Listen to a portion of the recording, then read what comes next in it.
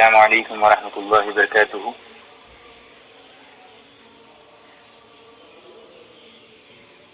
آج جس ہستی کا، جس شخصیت کا ذکر ہم کرنے جا رہے ہیں اپنے نو ایئر اسکالر سیریز میں،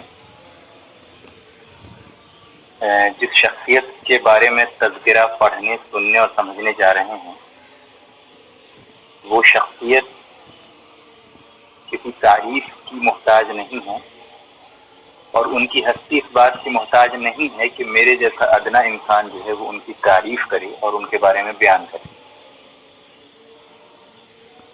جو شخص بھی اسلام کے الف بے سے واقف ہوتا ہے اور اسلامی علوم اور اسلامی تاریخ کے الف بے سے بھی واقف ہوتا ہے، وہ امام ابو حنیفہ رحمہ اللہ کے نام کو اور آپ کی شخصیت اور آپ کے کردار کو، عظیم آپ کا جو مرتبہ ہے، اس سے واقف ضرور ہوتا ہے، اگرچہ اس کے علمی پہلو سے واقف نہ ہو، لیکن اپنے گھر میں، اپنے بزرگوں سے، اپنی مساجد میں، اپنی دینی حلقوں میں ان کا نام سن کے بڑا ہوا ہوتا ہے، خصوصاً بر صغیر میں، ہند و پاک میں۔ تو کسی بھی قسم کی تعریف کی ضرورت نہیں ہوتی ہے کہ میں آپ کو انٹروڈیوس کروں۔ اس کے باوجود چونکہ پروگرام ایک کمپلیٹ سنس میں ہمیں آرگنائز کرنا ہے،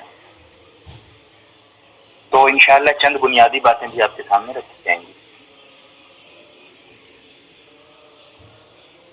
اس سے پہلے کہ ہم آگے بڑھیں، میں آپ کے سامنے اس حدیث کو دوبارہ پڑھنا چاہتا ہوں جو میں نے شروع میں، درس کے شروع میں ہی پڑھی ہے، جس میں اللہ کے رسول صلی اللہ علیہ وسلم نے فرمایا ہے، اور اس حدیث کو امام مسلم نے اپنے صحیح میں نقل کیا، گویا کہ سند کے اعتبار سے انتہائی مضبوط ہے حدیث یہ۔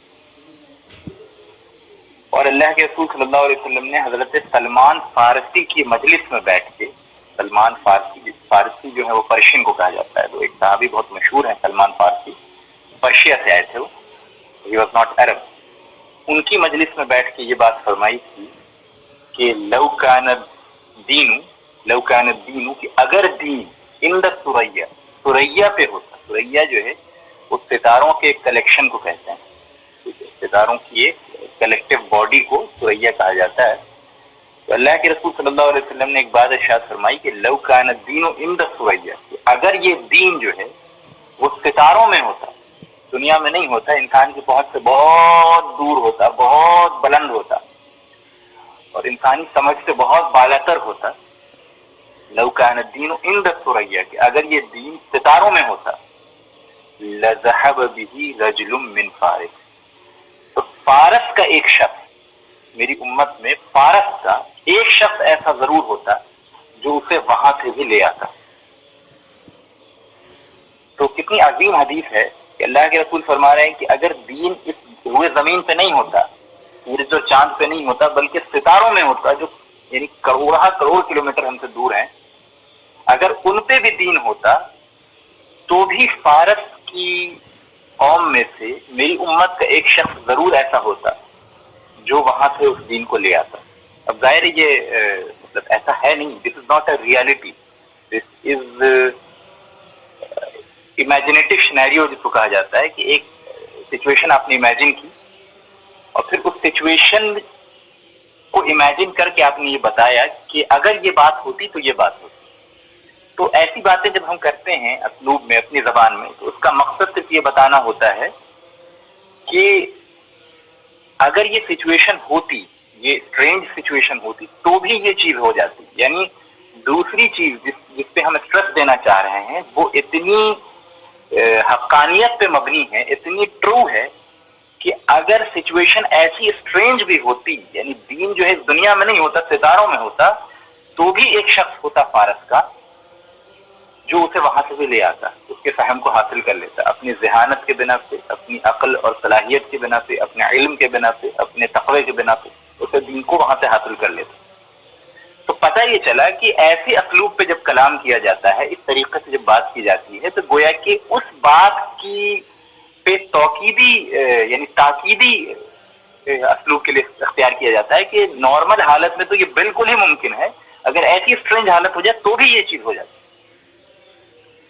تو اس حدیث سے یہ پتہ چلتا ہے کہ کسی ایسا شخص، کسی ایسے انسان کے بارے میں تذکرہ ہو رہا ہے، اور اس میں جو ورڈ استعمال ہوا ہے رجلون استعمال ہوا ہے. رجلون جو ہے نکرہ ہے، اور نکرہ عربی زبان میں واحد کسی ایک انڈیویجول کو ریپرزینٹ کرنے کے لیے موسٹلی، یعنی اس کی ادر ایکسیپشنز بھی ہیں لیکن موسٹلی جو ہے وہ عربی میں نکرہ کا استعمال وحدت کو شو کرنے کے لیے کسی ایک انڈیویجول کو، جیسے میں کہوں کتابن، اس سے مراد ایک کتاب ہوگی، ٹھیک ہے.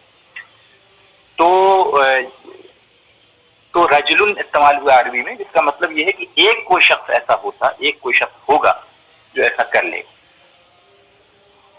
تو اس میں آپ صلی اللہ علیہ وسلم نے اپنی ہی امت میں فارسی نسل کے ایک کسی عظیم شخصیت کا ذکر کیا ہے کہ جس کی ذہانت اور جس کی صلاحیتیں اتنی ہوں گی کہ دین اگر دنیا میں نہیں بھی ہوتا تو بھی، اگر ستاروں میں بھی دین ہوتا تو بھی اس کو وہ حاصل کر لیتا.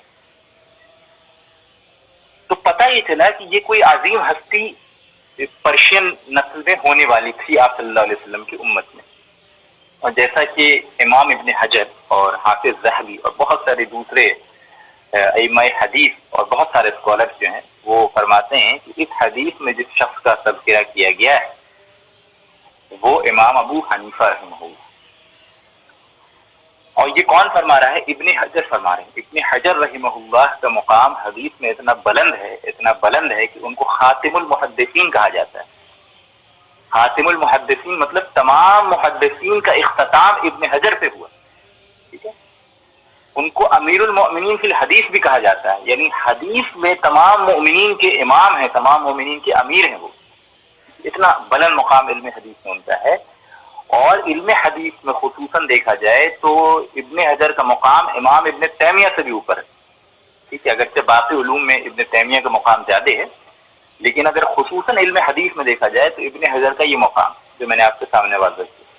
اور وہ اس حدیث کی تشریح میں یہ فرماتے ہیں کہ اس سے مراد جو ہے، اس حدیث میں جس رجل کی خبر دی گئی ہے، جس مرد کی خبر دی گئی ہے، جس انسان کی خبر دی گئی ہے، اس سے مراد ابو حنیفہ رحمہ اللہ ہے. ابن حجر اتنی بڑی ہستی ہیں جن کے بارے میں علامہ انور شاہ کشمیری رحمہ اللہ بہت بڑے امام ہیں، بہت بڑے مجتہد ہیں ہندوستان کے، اور شیخ الہند کے شاگرد ہیں، اور علامہ اقبال کے ٹیچر ہیں. تو بہت اونچا مقام ہے علم میں. یعنی جو بھی شخص جو ہے وہ مدارس بیک گراؤنڈ سے آپ میں سے جو بھی ہوں گے وہ جانتے ہیں کہ انور شاہ کشمیری کیا یعنی مقام رکھتے ہیں. انور شاہ کشمیری فرماتے ہیں، اپنے بیٹے کو فرماتے ہیں غالباً جہاں تک مجھے یاد آ رہا ہے، وہ فرماتے ہیں کہ بیٹا اگر روئے زمین پہ دنیا میں کہیں بھی حافظ ورڈ لکھا ہو، حافظ لفظ لکھا ہو، کہیں بھی الحافظ لکھا ہو اور اس کے آگے پیچھے کچھ نہ لکھا ہو، تو اللہ کی قسم اس سے مراد ابن حجر اسقلانی، کیونکہ ابن حجر اسقلانی حافظ الدنیا ہے، پوری دنیا کے سب سے بڑے یعنی کہہ لیجیے کہ حافظ.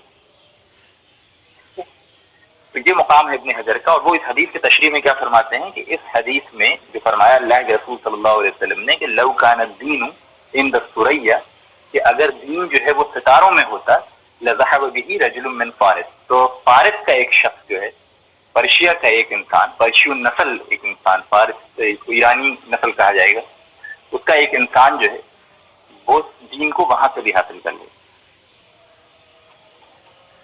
تو یہ وہ مقام ہے جس کے بعد ہم شروع کر رہے ہیں امام ابو حنیفہ رحمہ اللہ کا تذکرہ. آپ کا اصل نام جو تھا نعمان بن ثابت تھا، آپ کے والد کا نام ثابت تھا، آپ کے دادا کا نام جو ہے وہ زوتا تھا. ہم لوگ عام طور پہ جانتے ہیں کہ ابو حنیفہ رحمہ اللہ کوفہ کے تھے، یعنی عراق کے تھے. اب ظاہر ہے وہ عراق کے تھے تو ایرانی نسل تو نہیں ہوئے، تو کیسے اس حدیث کا اطلاق ان کے اوپر ہوتا ہے؟ تو اس کے لیے آپ کو ایک چیز سمجھنی ضروری ہوگی کہ اصل میں ابو حنیفہ رحمہ اللہ جو ہیں وہ ایرانی نسل کے تھے، ٹھیک ہے. ان کے والد جو ہیں وہ عراق آ کے بس گئے تھے، لیکن یعنی اصل نسل کے اعتبار سے وہ ایرانی ہی تھے. جیسے میں آپ کو بتا دوں کہ یورپین کنٹریز میں بہت سارے اسکالرس ہیں اور بہت سارے امام ہیں اور بہت سارے حفاظ ہیں جو 20-30 سال سے 50 سال سے جو ہے وہ وہیں رہ رہے ہیں، یورپین کنٹریز میں رہ رہے ہیں. بہت سے ایسے ہیں جو وہیں پیدا ہی ہوئے ہیں، لیکن ان کے والد یا ان کے والد جو ہیں وہ ہند و پاک سے مائگریٹ کر کے وہاں گئے تھے. تو آج بھی ان کو ہندوستانی ہی کہا جائے گا، ایسا نہیں کہا جائے گا کہ وہ برٹش ہو گئے، ہے نا. سٹیزن شپ ملنا الگ بات ہوتی ہے، نسل ہونا الگ بات ہوتی ہے. اور حدیث میں جو ورڈ استعمال ہوا ہے وہ تو نسل کے تعلق سے ہوا ہے، کیونکہ نسل ایک نیچرل چیز ہے، سٹیزن شپ جو ایک کنسٹرکٹیڈ چیز ہے، ٹھیک ہے. وہ تو آپ جو ہے وہ کسی دوسرے کنٹری کی سٹیزن شپ لے لیں، آپ اس کنٹری کے باشندے ہو گئے. تو یہ ایک کنسٹرکٹیڈ چیز ہے، آرٹیفیشیل چیز. لیکن نسل جو ہے یہ اوریجنل چیز ہوتی ہے. اب میں یعنی ہندوستانی ہوں، ہمارے تمام خاندان والے سب ہندوستان کے ہیں، اور پچھلی کی نسل جو ہے وہ ہندوستان کی ہے. تو اب میں کہیں بھی جا کے آباد ہو جاؤں گا، نسل کے اعتبار سے میں ہندوستانی ہوں، ہندی ہوں. تو نسل جو ہے وہ ایک نیچرل حقیقت ہوتی ہے. تو اس اعتبار سے ابو حنیفہ جو ہیں وہ فارسی نسل ہیں.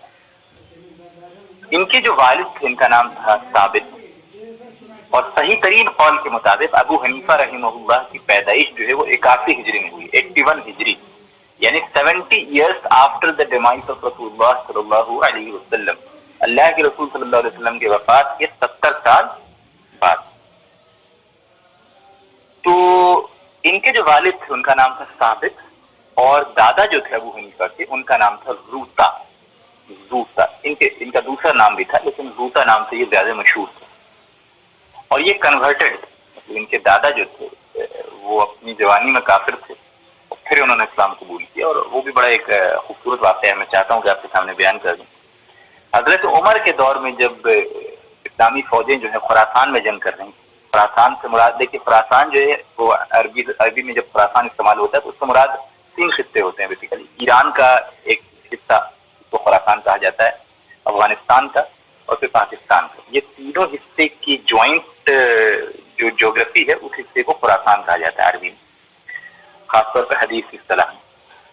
تو اس حصے میں جو ایران سے تعلق رکھتا تھا خراسان کا، وہاں حضرت عمر کے دور میں فوجیں جنگ کر رہی تھیں، تو مسلمانوں کو وہاں فتح ہوئی. تو یہ زوتا جو تھے یہ کافروں کی طرف سے جنگ کر رہے تھے، ظاہر کافر تھے اور پرشین تھے اور فوج میں تھے، ایرانی فوج میں تھے. تو جب شکست ہو گئی ایرانیوں کو اور مسلمانوں کو فتح حاصل ہو گئی صحابہ کرام کو، تو صحابہ کرام نے قید کر لیا ان کو، جس طرح بہت سارے یعنی کفار قید ہوتے ہیں اسلامی جنگوں میں. جیسا کہ آپ جانتے ہیں جو جنگ کا قانون ہے وہ یہ ہے کہ جنگ میں جو کفار قید ہو جاتے ہیں اپوزٹ پارٹی کے سامنے والے، تو جی تو ان کو جو ہے وہ قید کر کے رکھ لیا جاتا ہے، اور اس سے کئی فائدے ہوتے ہیں. ایک فائدہ تو یہ ہوتا ہے کہ وہ اسلامی سوسائٹی میں رہتے ہیں تو ہیومن ریسورس کا اضافہ ہوتا ہے، لیبرس اینڈ ورکرس کا اضافہ ہوتا ہے. اب ظاہر ان کو جان سے مار دیا جائے، ان کی پوری فیملی کو قتل کر دیا جائے، اس سے تو بہت بہتر ہے کہ وہ قید ہو کر جو ہے وہ امپلائمنٹ اختیار کریں اسلامی سوسائٹی کے اندر.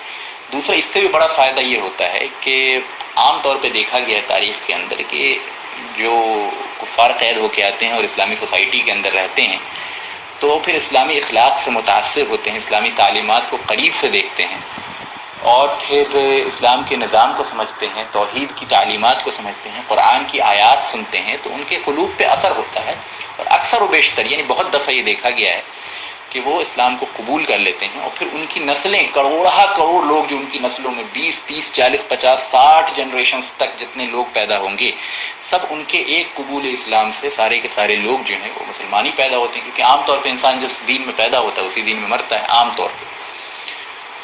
تو پتہ یہ چلا کہ ایک شخص کے قید ہو جانے سے اور ایک شخص کے قبول اسلام کر لینے سے اسلامی جنگوں میں اس کی جنریشن یعنی 50-60 جنریشن تک جو کروڑ لوگ پیدا ہوں گے اس کی نسل سے، وہ سارے کے سارے جو ہیں وہ دائمی جہنم سے محفوظ ہو جاتے ہیں. تو جہاں اسلامی جنگوں کی ہزاروں اور لاکھوں حکمتیں ہیں، اور جہاں کفار کو قید کرنے کی ہزاروں لاکھوں حکمتیں ہیں، گریٹر پکچر کو پوائنٹ آف ویو میں رکھتے ہوئے دیکھا جائے تو اس میں ایک حکمت یہ بھی ہے کہ جو قید ہو کے آتے ہیں وہ کبھی نہ کبھی اسلام اگر قبول کر لیتے ہیں تو پھر یہ کہ ان کی بہت ساری جنریشنز جو ہیں وہ جہنم کے عذاب سے بچ جائیں گے. تو انسانیت پہ اس سے بڑا کوئی احسان کا تصور نہیں کیا جا سکتا کہ اتنی بڑی تعداد انسانوں کی جہنم سے بچ جائے.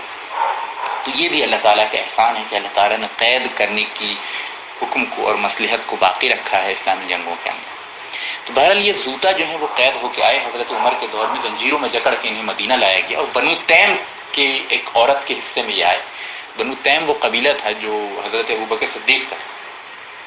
تو یعنی اب اس وقت حضرت ابوبکر صدیق زندہ نہیں تھے، یہ حضرت عمر کے دور خلافت کی بات میں کر رہا ہوں. تو یہ قید ہو کے حضرت عمر کے دور میں مدینہ آئے تھے، بنو تیم کی ایک عورت کے حصے میں آئے تھے. کچھ سال جو ہے وہ اس عورت نے رکھا اور پھر آزاد کر دیا. آزاد کرنے کی بھی روش رہی ہے. اسلام کے اندر جو ہے قیدیوں کو آزاد کرنا اور چھڑانا جو ہے یہ بھی ایک نیک کام مانا گیا ہے، اور اس کی ذکر جو ہے قرآن مجید کے اندر مختلف مقامات میں اور احادیث میں تو بہت ساری ترغیبات جو ہیں وہ اس سلسلے میں آئیں۔ تو انہوں نے کیا کیا، زوطا کو آزاد کر دیا۔ تو زوطا جب اب آزاد ہستی کے طور پہ رہنے لگے، مدینہ کے اندر ہی رہے، وہ چاہتے تو چھوڑ کے جا سکتے تھے، لیکن ان کو یہاں کا ماحول اتنا پسند آیا، اور خصوصاً حضرت علی رضی اللہ عنہ سے ان کو محبت بہت زیادہ ہوئی اور آپ کی تعظیم بہت کیا کرتے تھے۔ لہٰذا جب حضرت علی نے اپنا دارالخلافہ کوفہ شفٹ کیا اپنے زمانے میں، اپنے خلافت میں، تو یہ کوفہ چلے گئے حضرت علی کے پیچھے پیچھے، کیونکہ ظاہر بہت معتقد تھے حضرت علی کے، اور اسلام انہوں نے قبول کر لیا تھا اسی زمانے میں، حضرت علی کے خلافت سے پہلے ہی قبول کر لیا تھا، اور حضرت علی کے خلافت میں یہ کوفہ شفٹ ہو گئے۔ جب حضرت علی کا آخری دور تھا تو اس زمانے میں زوطا کے ہاں ایک بچہ پیدا ہوا، ایک بیٹا پیدا ہوا جس کا نام تھا ثابت۔ تو زوطا جو ہے وہ ثابت کو لیے حضرت علی کے پاس پہنچے اور کہا کہ آپ اس کے لیے دعا کر دیجئے، میرا بیٹا ہے۔ تو حضرت علی چونکہ زوطا سے خوش ہی تھے کیونکہ وہ خدمت وغیرہ کیا کرتے تھے، تو حضرت علی نے اس بچے یعنی ثابت کے پیشانی پہ ہاتھ رکھا اور آنکھ بند کر کے یہ دعا کی کہ اللہ تعالیٰ تمہاری نسل سے اسلام کی خدمت لے اور تمہاری اولادوں میں سے ایسے لوگ پیدا کرے جو دین کی سربلندی کا کام کرے۔ ٹھیک ہے، یہ دعا دی، اور تاریخ اس بات کی گواہ ہے کہ ہم دیکھتے ہیں کہ ثابت جب بڑے ہوئے اور ان کا جب نکاح ہوا اور ان کے گھر میں جو بچہ پیدا ہوا اس کا نام ہی تھا نعمان بن ثابت، جسے ہم معروف طور پہ امام ابو حنیفہ رحمہ اللہ کے نام سے جانتے ہیں۔ تو اور ان کی دعوت، ان کی کوشش، ان کے علم کے ذریعے ہزاروں لاکھوں لوگ جو ہیں وہ دین میں داخل بھی ہوئے، دین سے قریب بھی ہوئے، ان کے فتاووں پہ عمل کر کر کے اپنی جنتیں بھی بناتے چلے گئے انشاءاللہ تعالی۔ تو پتہ یہ چلا کہ ایک وہ عمل جو حضرت عمر کے دور میں ہوا جس کے ذریعے زوطا قید ہو کے مدینہ آ گئے، اس عمل کے نتیجے میں، اور پھر حضرت علی نے جو دعا دی ہے ثابت کو بچپن میں ہی، ان دو باتوں کے نتیجے میں ہم دیکھتے ہیں کہ اللہ تعالیٰ نے ان کے خاندان میں ایک ایسے شخص کو پیدا کیا کہ جس کے انتقال کو گزرے ہوئے 1300 سال ہو چکے ہیں، اور آج بھی ہم اسی محبت اور عزت و تعظیم کے ساتھ رمضان کی پیاسے دنوں میں، ٹھیک ہے، اپنی دیگر مشغولیات سے چھٹی نکال کے اپنے آرام اور نیند کو قربان کر کے اس ہستی کا تذکرہ سننے یہاں بیٹھے ہوئے ہیں۔ تو ان کی عظمت اور ان کی قبولیت اور ان کی بلندی کا اور تاریخ میں اسلامی جنگوں کے فائدے کا اور اللہ کے نیک بندوں کی دعاؤں کی قبولیت کا اس سے بڑا کوئی ثبوت اور اس سے بڑا کوئی پروف اور اس سے بڑی کوئی حجت نہیں ہو سکتی۔ ٹھیک ہے، تو میں سمجھتا ہوں ذرا بیک گراؤنڈ آپ کو سمجھ میں آ گیا ہے کہ کس طرح امام ابو حنیفہ رحمہ اللہ اور ان کے والد وغیرہ جو ہیں اور دادا یہ کوفہ شفٹ ہوئے، اور کس طرح یہ اوریجنلی ایرانی نسل کے تھے، اور کس طرح اس حدیث کا اطلاق جو ہے وہ امام ابو حنیفہ رحمہ اللہ کے اوپر ہوتا ہے۔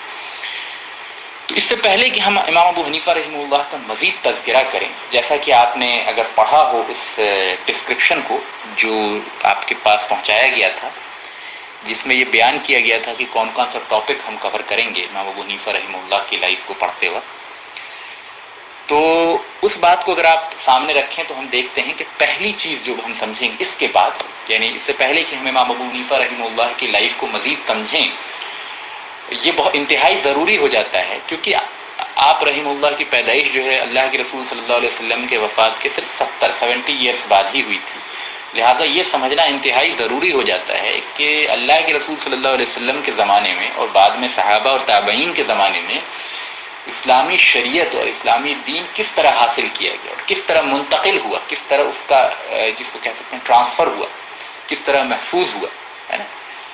تو پہلا ٹاپک جو آج ہم کور کریں گے انشاءاللہ وہ یہ ہوگا کہ امت کا پہلا دستہ جو تھا، صحابہ کرام رضوان اللہ علیہم اجمعین جو تھے، انہوں نے رسول اللہ صلی اللہ علیہ وسلم سے دین کس طرح حاصل کیا، شریعت کے احکامات کیسے سیکھے، کیونکہ یہ چیزیں سمجھنی ضروری ہیں۔ اگر ہم یہ نہیں سمجھیں گے تو ہم یہ بھی نہیں سمجھ پائیں گے کہ امام ابو حنیفہ رحمہ اللہ نے فتوے کیسے دی، پھر ہم یہ بھی نہیں سمجھ پائیں گے کہ امت میں ائمہ یعنی امام وغیرہ جو ہیں ان کے درمیان آپس میں اختلاف ہوا ہے تو کیوں ہوا ہے۔ تو ان ساری وجوہات کو سمجھنے کے لیے سب سے پہل ضروری ہے کہ ہم یہ سمجھیں کہ امت کے پہلے دستے یعنی صحابہ کرام رضوان اللہ علیہم اجمعین نے کس طرح رسول اللہ صلی اللہ علیہ وسلم سے دین حاصل کیا، دین سیکھا، شریعت کے احکامات کیسے سیکھے۔ اب میں یہاں پہ دین جو بول رہا ہوں تو اس سے مراد صرف احکامات ہیں، میں دین کے اس پہلو کی بات نہیں کروں گا جو قرآن کی تعلیم و تربیت اور قرآن کے ذریعے جو تزکیہ اور جو دین کے بنیادی عقائد ہیں اور دین کا جو اوور آل اسٹرکچر ہے جو انسان کی کردار کو سدھارنے میں مدد کرتا ہے، وہ اس پہلو کی بات یہاں پہ نہیں کروں گا، میں شریعت کے احکامات کی بات کروں گا، ٹھیک ہے، جو یعنی ایک لیگل ڈائمنشن ہوتا ہے ریلیجن کا اور ایک ریلیجن کا اسپریچول ڈائمنشن ہوتا ہے، تو میں لیگل ڈائمنشن کی بات کر رہا ہوں، ٹھیک ہے۔ چلیے، تو شریعت، جس کے لیے لیگل ڈائمنشن آف دین کے لیے جو زیادہ صحیح ورڈ ہے وہ شریعت ہے، ٹھیک ہے، شریعہ جس کو انگلش میں کہا جاتا ہے۔ تو صحابہ کرام نے شریعت کیسے اخذ کی، کیسے حاصل کی رسول اللہ صلی اللہ علیہ وسلم سے۔ دوسرا جو ٹاپک ہم کور کریں گے وہ یہ کہ صحابہ کرام میں آپس میں کچھ بنیادی فروعی ایشوز تھے، فروع کہتے ہیں branches which are not related to the roots and the center of thing which are related to the details، یعنی جو ڈیٹیلڈ ایشوز ہیں، جو فروعی ایشوز ہیں، جو برانچ ایشوز ہیں، اس میں صحابہ کرام میں بھی کچھ اختلافات ہوئے ہیں، تو وہ کیوں ہوئے ہیں، کس وجہ سے ہوئے ہیں؟ حالانکہ سب نے دین جو ہے رسول اللہ صلی اللہ علیہ وسلم سے ہی حاصل کیا اور سب نے جو ہے آپ صلی اللہ علیہ وسلم سے ہی جو ہے وہ شریعت سیکھی ہے، تو آخر صحابہ کرام میں تھوڑا بہت اختلاف کیوں ہوا؟ اور پھر اس کے بعد جو ہے صحابہ کرام کے بعد جو صحابہ کے اسٹوڈنٹس ہوتے ہیں یا جنہوں نے صحابہ سے ملاقاتیں کی ہوتی ہیں انہیں تابعین کہا جاتا ہے، تو تابعین کے زمانے میں جو ہے وہ انہوں نے صحابہ سے کس طرح علم حاصل کیا، اور تابعین کے زمانے میں دو بڑے اسکول آف تھاٹس، دو بڑے اسکول آف فقہ وجود میں آئے، ہے نا، جس کو کہتے ہیں حجازی اسکول اور عراقی اسکول۔ حجازی اسکول سے مراد وہ ہے مکہ اور مدینہ کے اندر جو کبار تابعین تھے، بڑے بڑے تابعین تھے جنہوں نے بڑے بڑے صحابہ سے علم حاصل کیا تھا، ان کا اسکول آف تھاٹ تھا ایک، ٹھیک ہے۔ دوسرا اسکول آف تھاٹ تھا عراقی، عراق کے اندر جو کبار صحابہ تھے، بڑے بڑے اصحاب رسول صلی اللہ علیہ وسلم تھے اور ان کے اسٹوڈنٹس تھے تابعین، ان کا اسکول آف تھاٹ جو تھا اس کو کہا جاتا ہے عراقی اسکول آف تھاٹ۔ تو یہ تابعین کے دور میں دو بڑے اسکول آف تھاٹ وجود میں آئے، عراقی اور حجازی۔ حجاز سے مراد مکہ مدینہ اور عراق سے مراد عراق، ٹھیک ہے۔ اور یہ اختلاف کیوں ہوئے، ہے نا، اور کیا یہ اختلاف مذموم تھے یا برے تھے یا آپس میں جھگڑے کا سبب تھے؟ نہیں، بالکل نہیں، برے بھی نہیں تھے۔ ان کا سبب آپ سمجھیں گے، ان کا ریزن سمجھیں گے تو انشاءاللہ یہ بات مزید واضح ہو جائے گی آپ کے اوپر۔ تو یہ بھی آج ہم کور کریں گے انشاءاللہ کہ وہ جو عراقی اور حجازی اسکول آف تھاٹ ہے وہ کیسے وجود میں آیا، اور بڑے بڑے صحابہ اور تابعین کون کون تھے جو عراقی اور حجازی اسکول سے جن کا تعلق تھا، ٹھیک ہے۔ یہ چار اہم مضامین جو ہے وہ آج ہم کور کریں گے۔ ٹوٹل آپ دیکھ رہے ہیں کہ غالباً 10 یا 11 ٹاپکس کور کرنا ہے، تو یہ 4 ٹاپکس آج ہم کور کرنے کی کوشش کریں گے، اور اس کے بعد جی ایک امام ابو حنیفہ رحمہ اللہ کی پیدائش اور ابتدائی تعلیم کو بھی کور کرنے کی کوشش کریں گے۔ تو یہ 5 اہم مضامین ہیں، امید کرتا ہوں یہ آج کور کریں گے، اور باقی 5-6 مضمون جو ہیں وہ میں کوشش کروں گا کہ اگلے لیکچر میں، اور اس کے بعد بھی کچھ بچتا ہے تو تیسرے لیکچر تک لے جائیں گے۔ کوشش کروں گا میں کہ 2 میں ختم ہو جائے، ویسے عام امید یہ ہے کہ یہ 3 لیکچر میں ختم ہو۔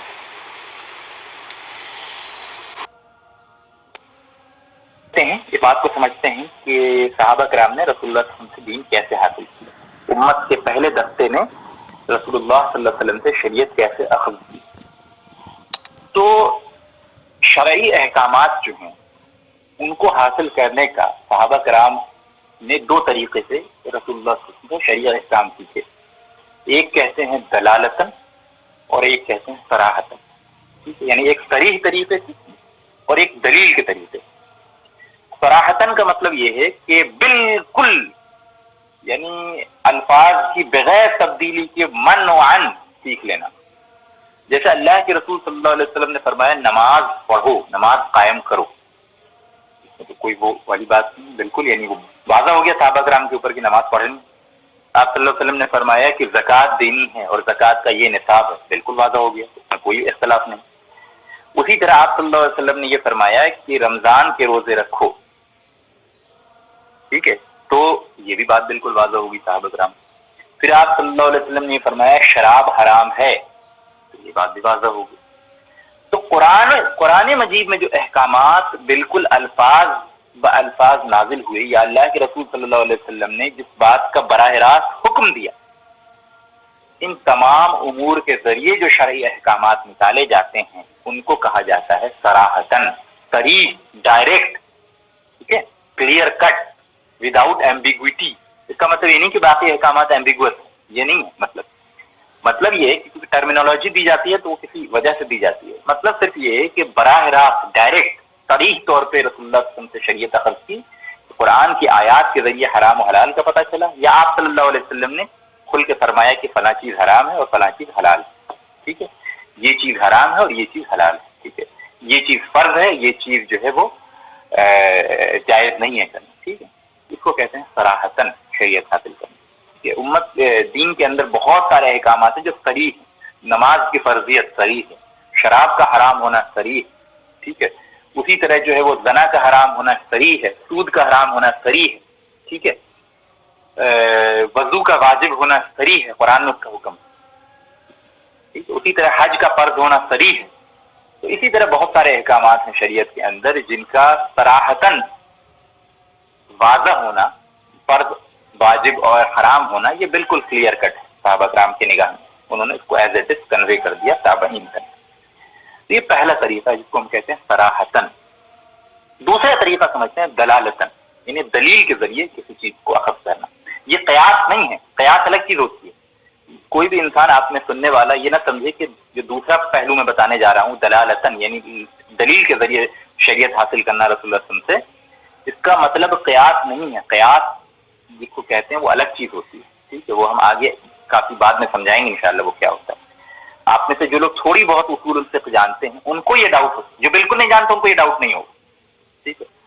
جو تھوڑی بہت جانتے ہیں ان کو ڈاؤٹ یہ ہوگا کہ دلالتاً شریعت اخذ کرنا مطلب قیاس کرنا. قیاس الگ چیز, قیاس ایک ویلڈ اسلامک ٹرمینالوجی ہے جس کو ہم آگے سمجھیں گے, ٹھیک ہے. جو لوگ بالکل ہی اصول الفقہ نہیں جانتے ہیں ان کو یہاں پہ کوئی کنفیوژن نہیں ہوگا انشاءاللہ, ٹھیک ہے.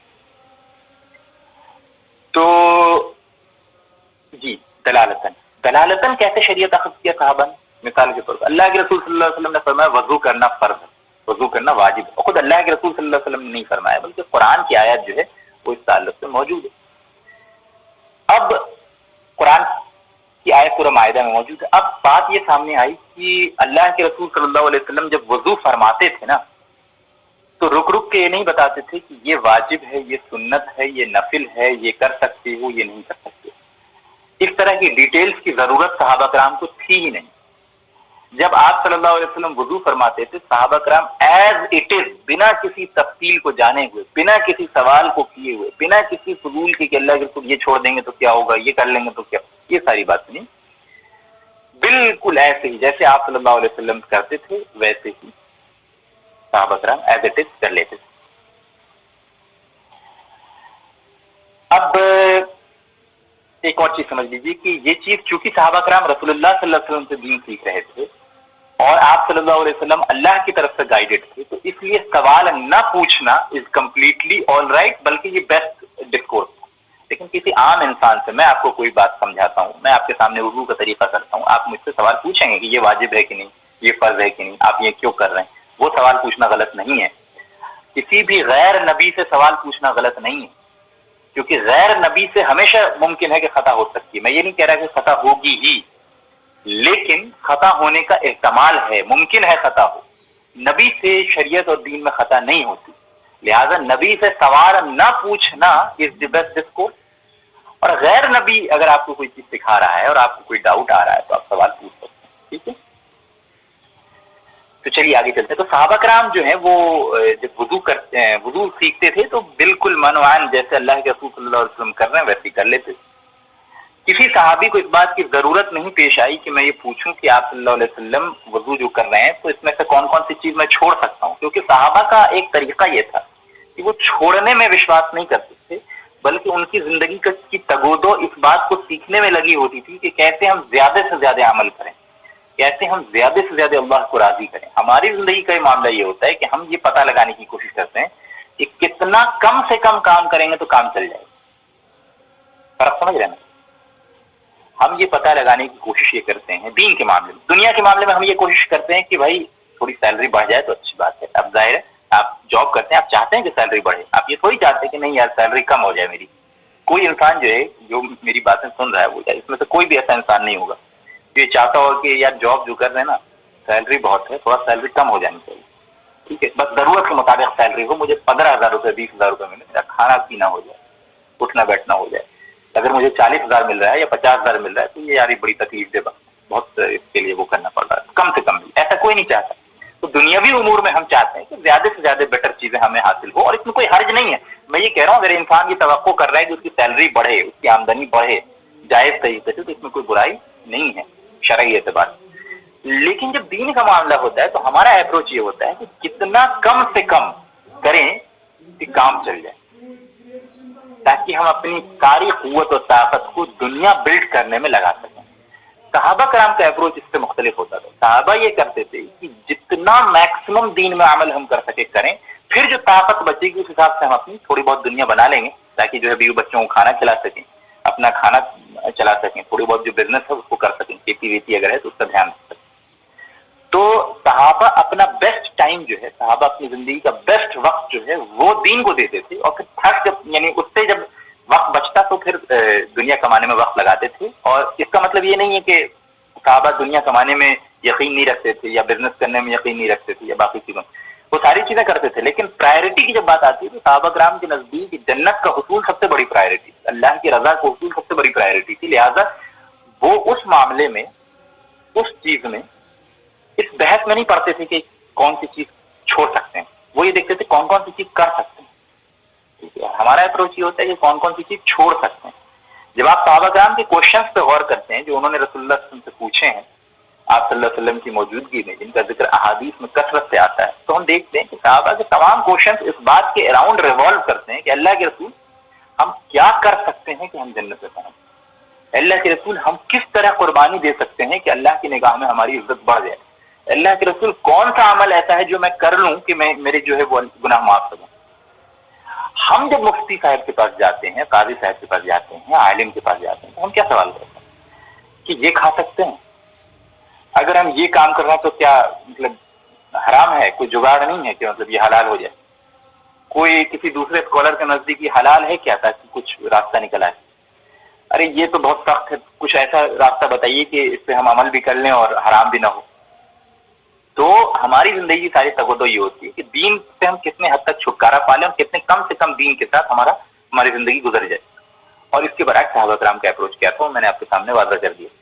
اس کے نتیجے میں کیا ہوا کہ صحابہ کرام اتنی تفصیلات میں عام طور پہ ان معاملات میں جس میں خود آپ صلی اللہ علیہ وسلم نے پن پوائنٹ کر کے نہیں بتایا کہ یہ فرض ہے کہ سنت ہے, کیونکہ آپ صلی اللہ علیہ وسلم نے کیا, صحابہ نے کیا, یہی دین, اصل دین تو وہی تھا, جیسے آپ صلی اللہ علیہ وسلم کر رہے ہیں اس کو ایز اٹ از کر لیا جائے. تو صحابہ نے اسی طریقے سے کیا. لیکن صحابہ کے دور کے بعد جب لوگ آئے تو ان کا ایمان, ان کی ہمتیں, ان کا عزم جو ہے وہ صحابہ جیسا نہیں تھا. بالکل صحیح بات ہے, امت کا کوئی طبقہ صحابہ جیسا مجموعی طور پہ نہیں ہو سکتا. کلیکٹیولی کسی زمانے میں ایسے لوگ موجود نہیں ہو سکتے جو صحابہ کرام کی طرح ایمان اور تقوی اور ان کے طرح للہیت اور قربانی کے جذبے سے سرشار ہو. کبھی نہیں ہو سکتا. ہاں, ان کی اتباع کی کوشش کر سکتے ہیں, ان سے قریب تر جا سکتے ہیں, بالکل بیان اس طریقے سے کوئی جماعت کی دوبارہ تشکیل ممکن نہیں ہے. تو بعد کے جو لوگ آئے تو اب ظاہر ہے کہ ان کے لیے تمام چیزیں کرنا بہت مشکل ہو گیا. صرف وضو کی بات نہیں, ہر معاملے کے اندر, نماز کے اندر ہو گیا, زکوٰۃ اور صدقات کے اندر ہو گیا, حج کے اندر ہو گیا, جہاد کے اندر ہو گیا, حکومت کے نظام کے قیام کے اندر ہو گیا, انفرادی زندگی میں ہو گیا, سوشل معاملات میں ہو گیا, رشتہ داروں کے حقوق میں ہو گیا, ٹھیک ہے, ماں باپ کی اطاعت میں ہو گیا, اور بزنس ٹرانزیکشنز میں ہو گیا.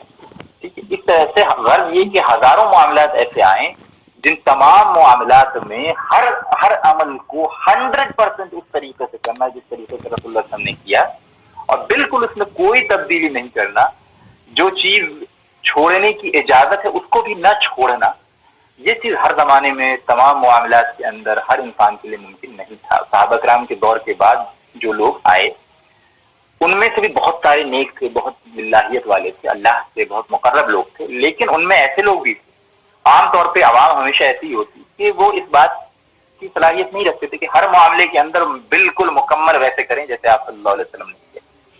پھر انہوں نے یہ سوالات صحابہ سے کرنے شروع کر دی کہ کیا یہ تمام کی تمام چیزیں ضروری ہیں, کیا ان میں سے کوئی ایسی چیز ہے جو اگر کسی وجہ سے ہم نہیں کر پائے تو ہم گناہگار ہوں گے. پھر کچھ لوگوں کے ساتھ ریئل میں پرابلم کریٹ ہونی شروع ہو گئی کیونکہ صحابہ کی جماعت چھوٹی تھی, تابعین کی جماعت بہت بڑی تھی, کے بعد مسلمانوں کی تعداد بہت بڑی دنیا کے اندر ہو گئی، پھر بہت بڑی تعداد وہ ہو گئی جو کفر سے اور شرک سے نکل کے اسلام کی طرف آئے تھے، تو ان کی تربیت اس طریقے سے نہیں ہوئی تھی جس طرح صحابہ کی تربیت ہوئی تھی، نہ انہوں نے رسول اللہ صلی اللہ علیہ وسلم کے ساتھ اس طریقے سے وقت گزارا تھا جس طرح صحابہ نے گزارا تھا، تو ظاہر ہے ان کے جذبات جو تھے، ان کا جو ایک یہ کہہ لیجیے کہ ڈرائیونگ فورس تھا وہ ویسا نہیں ہو سکتا جیسے صحابہ کرام کا۔ تو پھر انہوں نے یہ ان کی آسانی کے لیے بھی صحابہ کرام نے آپس میں بیٹھ کر یہ غور کرنا شروع کیا کہ کس امر کو، کس حکم کو، کس طریقے کو آپ صلی اللہ علیہ وسلم جب وضو فرماتے تھے یا دوسرے عام کام کیا کرتے تھے تو کن کن معاملات کی تاکید فرمائی اور کن کی تاکید نہیں فرمائی، کس معاملات کو آپ صلی اللہ علیہ وسلم نے کبھی کبھی چھوڑ دیا اور کس معاملے کو کبھی نہیں چھوڑا، کس معاملے پہ آپ صلی اللہ علیہ وسلم نے چھوڑنے پہ جہنم کی وعید سنائی اور کسی کے چھوڑنے پہ اگر کوئی وعید نہیں کہی، بس کہا کہ یہ کر لینا بہتر ہے۔ اس پہ غور و فکر کرنا شروع کیا صحابہ نے، تو صحابہ اس نتیجے پہ پہنچے کہ کون کون سی چیزیں فرض ہے اور کون کون سی چیزیں جو ہے وہ سنت ہے اور کون کون سی چیزیں جو ہے نفل ہے جن کا چھوڑنا جائز ہے، جن کو چھوڑا جا سکتا ہے۔ تو مثال کے طور پہ چونکہ وضو کے اگزامپل کے ذریعے میں آپ کو سمجھا رہا تھا، تو وضو کے اندر صحابہ کرام غور و فکر کر کے اس رزلٹ پہ پہنچے کہ جس طرح ہم وضو کرتے ہیں تو پہلے جو ہے وہ اپنے کلائیوں تک 3 بار دھوتے ہیں، پھر کلی کرتے ہیں، پھر ناک میں پانی ڈالتے ہیں، اور بعض روایتوں میں کہ کلی اور ناک میں پانی ایک ساتھ ڈالتے ہیں، پھر یہ کہ ناک صاف کرتے ہیں، پھر چہرے کو 3 دفعہ دھوتے ہیں اچھے سے، پھر ہاتھوں کو کہنیوں تک 3 دفعہ دھوتے ہیں، دونوں ہاتھ کو دائیں سے شروع کر کے بائیں تک، پھر سر کا مسح کرتے ہیں، پھر پیر دھوتے ہیں۔ ٹھیک، تو یہ پورا وضو کا طریقہ ہے ہمارا۔ پھر پیروں کے میں انگلیوں کا خلال کرتے ہیں وغیرہ وغیرہ، اور بھی بہت کچھ۔ تو وضو کے اندر جو ہے کئی چیزیں ہم کرتے ہیں، تو یہ پورا کا پورا آپ صلی اللہ علیہ وسلم کا وضو تھا۔ لیکن جب بعد کے لوگ آئے تو جس طرح باقی معاملات کے اندر ان کی آسانی کے لیے صحابہ کرام نے سوچا، اسی طرح وضو کے اندر بھی صحابہ کرام نے غور و فکر کر کے اور قرآن پہ غور کیا اور حضور صلی اللہ علیہ وسلم کی تاکیدات پہ غور کیا، کن کن چیزوں پہ تاکید فرمائی آپ صلی اللہ علیہ وسلم اور کن کن چیزوں پہ تاکید نہیں فرمائی۔ ٹھیک ہے، تو جب قرآن کی آیت پڑھتے ہیں سورہ مائدہ کے اندر ہم پڑھتے ہیں، اللہ تعالیٰ فرماتا ہے یا ایھا الذین آمنوا اذا قمتم الی الصلاۃ، کہ اے ایمان والو جب تم نماز کے لیے کھڑے ہو جاؤ، فاغسلوا وجوہکم، تو اپنے چہروں کو، پورے چہرے کو جو ہے وہ دھو لیا کرو، وَأَيْدِيَكُمْ إِلَى الْمَرَافِقِ، اور اپنے ہاتھ کو جو ہے وہ کہنیوں تک دھو لیا کرو، وَامْسَحُوا بِرُؤُوسِكُمْ، اور اپنے سر کا جو ہے مسح کر لیا کرو، وَأَرْجُلَكُمْ إِلَى الْكَعْبَيْنِ، اور اپنے پیروں کو جو ہے وہ گھٹنوں تک دھو لیا کرو۔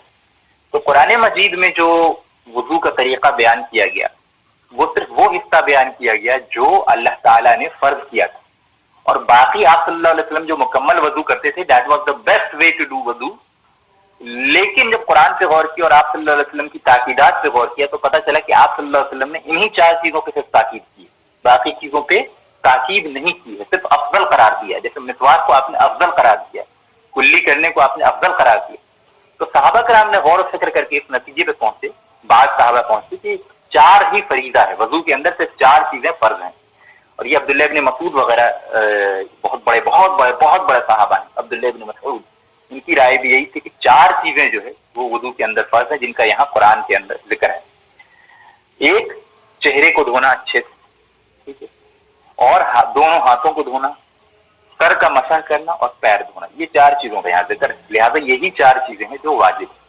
بعض دوسرے صحابہ جیسے عبداللہ ابن عمر ہیں، عبداللہ ابن عباس ہیں، وہ فرماتے ہیں کہ نیت بھی فرض ہے، چونکہ نیت تمام معاملات کے اندر فرض ہے تو وضو کے اندر بھی فرض ہے، اور اسی ترتیب میں کرنا بھی فرض ہے، لہذا عبداللہ ابن عباس وغیرہ جو ہیں رضی اللہ عنہ وہ مانتے تھے کہ 6 چیزیں فرض ہیں، نیت اور ترتیب بھی ایڈ کر لی تھی ان 2 چیزوں کے ساتھ۔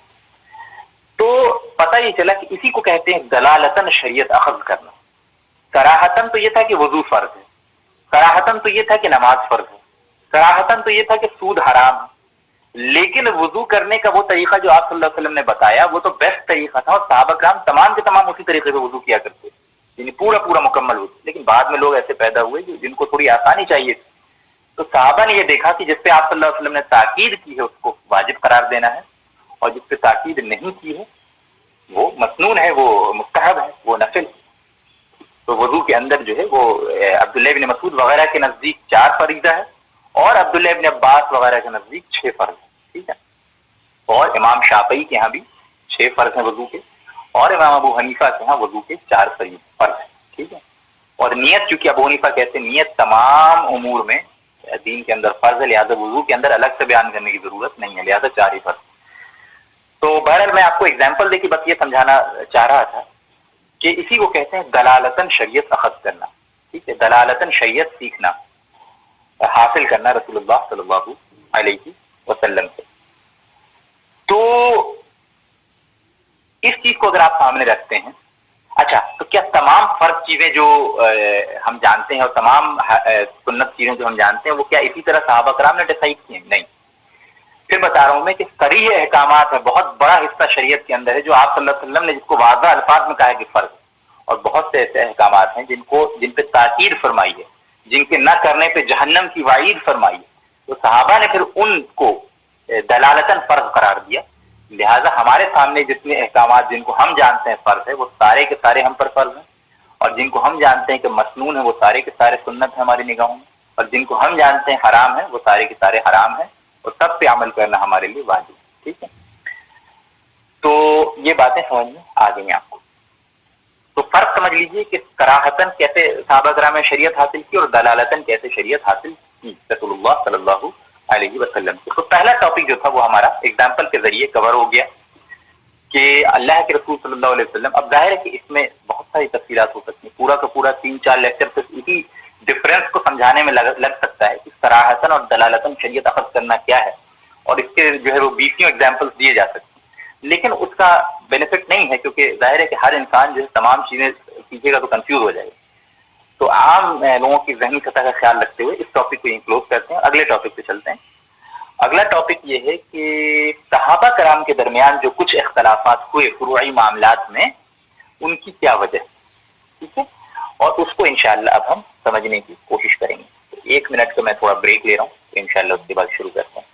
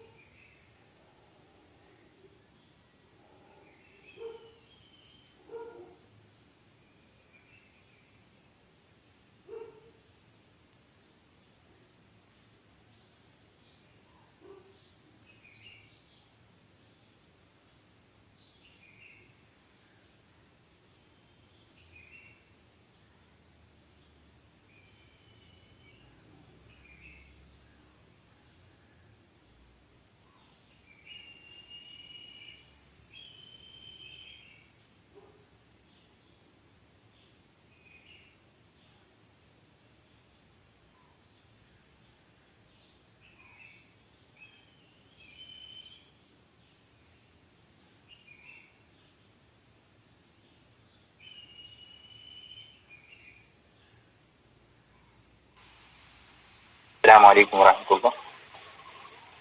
جی تو آگے چلتے ہیں.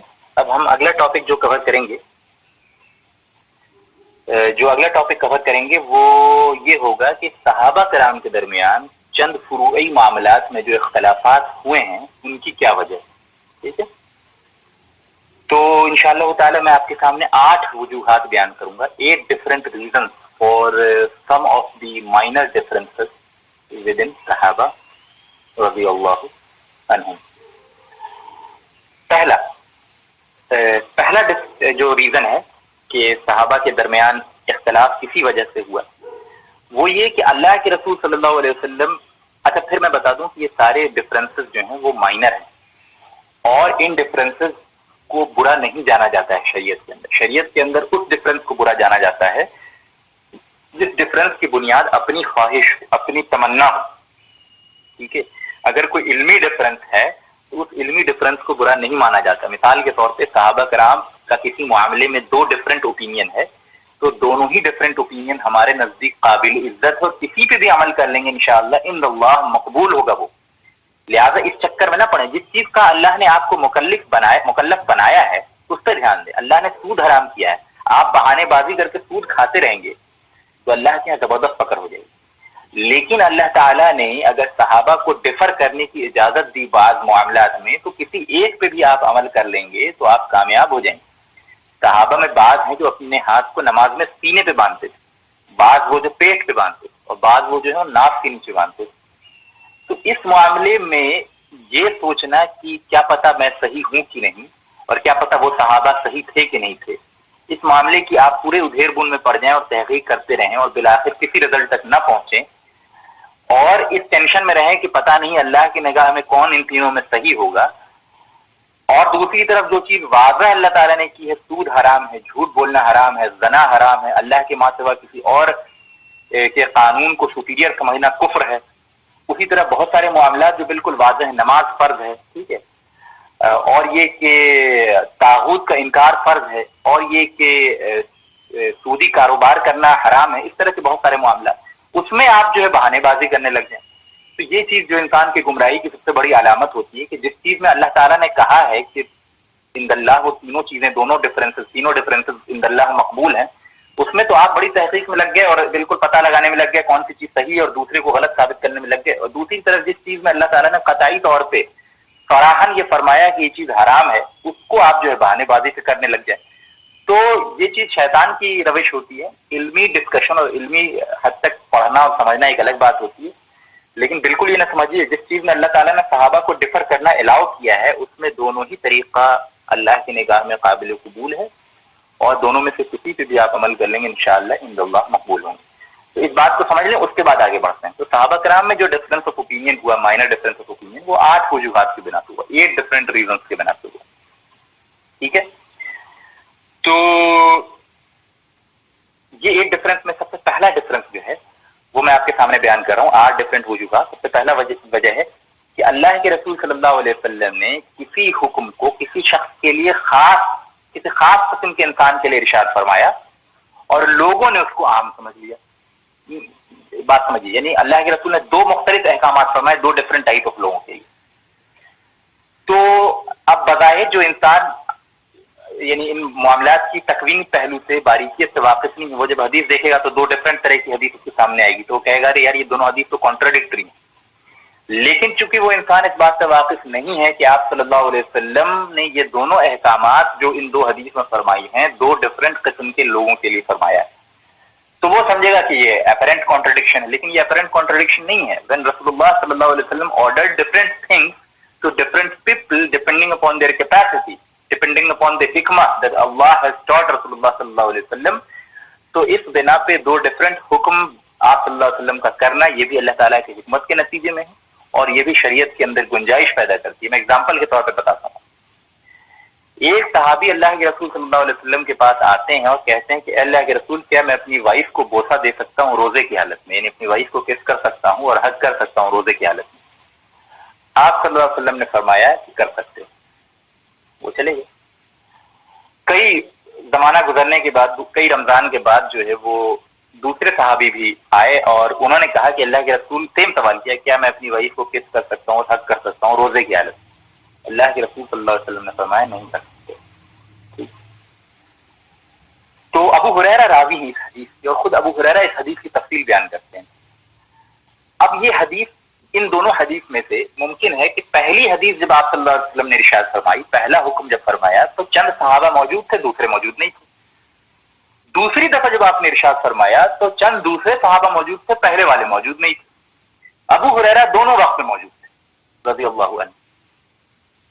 تو وہ صحابہ جو پہلی دفعہ میں موجود تھے انہوں نے یہ سمجھا.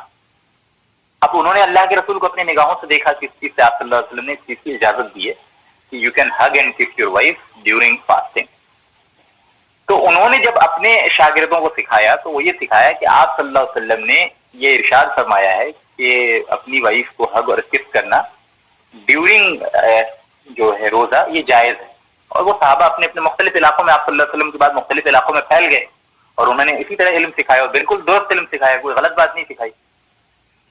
تو اب ان کے جتنے شاگرد ہوئے, جتنے تابعین ہوئے, وہ اس بات میں بالکل پختہ ہو گئے کہ نہیں, اس کی بالکل اجازت ہے, آپ جو ہے وہ روزے کی حالت میں اپنے وائف کو حق اور کس کر سکتے ہیں. دوسرے جو صحابہ کا گروہ تھا جنہوں نے دوسری دفعہ یہ حکم سنا تھا, انہوں نے بہت سختی سے اس پہ عمل کیا کہ نہیں, اللہ کے رسول صلی اللہ علیہ وسلم نے اس شخص کو منع کیا تھا لہٰذا بالکل جائز نہیں. تو وہ انہوں نے جب اپنے دوسرے علاقوں میں پھیلے اور انہوں نے اپنے شاگردوں کو سکھایا تو سکھایا کہ نہیں, بالکل اس بات کی اجازت نہیں ہے کہ آپ جو ہے وہ اپنی وائف کو حق کریں یا کس کریں روزے کی حالت میں. تو اب یہ وہاں کے جو ان کے تلامذہ تھے, جو اسٹوڈنٹس تھے, انہوں نے اس بات کو مضبوطی سے پکڑ لیا کہ بالکل اس بات کی جائز نہیں کہ آپ اپنی وائف کو جو ہے وہ یہ کام کریں روزے کی حالت میں. اسی طرح تابعین کے دور میں ہم دیکھ رہے ہیں کہ صحابہ کے اسٹوڈنٹس ہونے کی حیثیت سے دو ڈفرینٹ اوپینین آپ کے سامنے دکھ رہا ہے. ابو ہریرہ چونکہ دونوں مجلسوں میں موجود تھے تو ابو ہریرہ فرماتے ہیں کہ میں فوراً سمجھ گیا کہ اس کی حکمت کیا ہے. پہلا شخص جو آیا تھا جس نے اجازت طلب کی تھی وہ بوڑھے شخص تھے, ان کی عمر 60 کے آس پاس. تو اللہ کے رسول نے ان کو اجازت دے دی کیونکہ ان کے بارے میں اللہ کے رسول جانتے تھے کہ یہ بوڑھے ہیں, اگر یہ مطلب بوسہ بھی دیں گے اور اپنی وائف کو جو ہے وہ گلے بھی لگائیں گے تو اس سے زیادہ بات آگے نہیں بڑھے گی. لیکن دوسرا شخص جو آیا تھے وہ اس کی عمر 22 سال تھی اور وہ جوان تھا, اس کی نئی نئی شادی ہوئی. تو اللہ کے رسول نے اس کو منع فرما دیا کہ تم جو ہو روزے کی حالت میں اپنی وائف سے تھوڑا دور رہو, ہے نا, گلے وغیرہ نہیں ملو اور یہ جو معاملات ہیں وہ نہ کرو, کیونکہ ایک جوان انسان ہے, اس کے لیے اس کی وائف ہے تو ممکن ہے کہ بات آگے بڑھ جائے اور پھر جو ہے وہ روزہ ہی ٹوٹ جائے.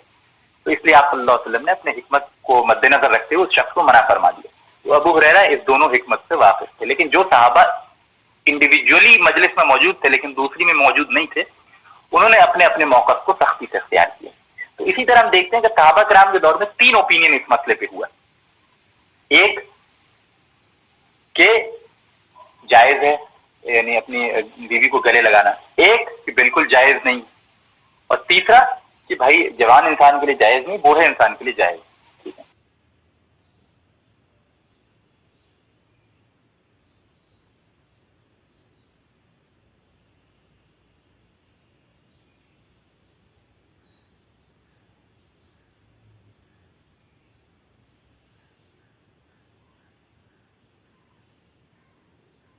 ڈفرنس آف اوپینین ہوا, وہ جس وجہ سے ہوا وہ اس وجہ سے ہوا کہ اللہ کے رسول صلی اللہ علیہ وسلم نے مختلف لوگوں کو مختلف کمانڈ سے ارشاد فرمائے, مختلف حکم دیا, اور اس کے بنا پہ لوگوں نے اس کے مطلب کو سمجھا اور تھوڑا سا فروعی اختلاف ہو گیا. اب ہمارے سامنے چونکہ تینوں چیزیں موجود ہیں تو ہمارے لیے سب سے بہترین طریقہ یہ ہوگا کہ وہ جو ابو ہریرہ بیان کرتے ہیں کہ جوان اور بوڑھے کی تحدید کی جائے اور بوڑھا جو ہے اس کے لیے اس چیز کو جائز قرار دیا جائے اور جوان کے لیے جائز نہیں قرار دیا جائے. اس کے باوجود اگر کوئی شخص پہلی رائے پہ عمل کرتا ہے صحابہ کے اور تیسری رائے پہ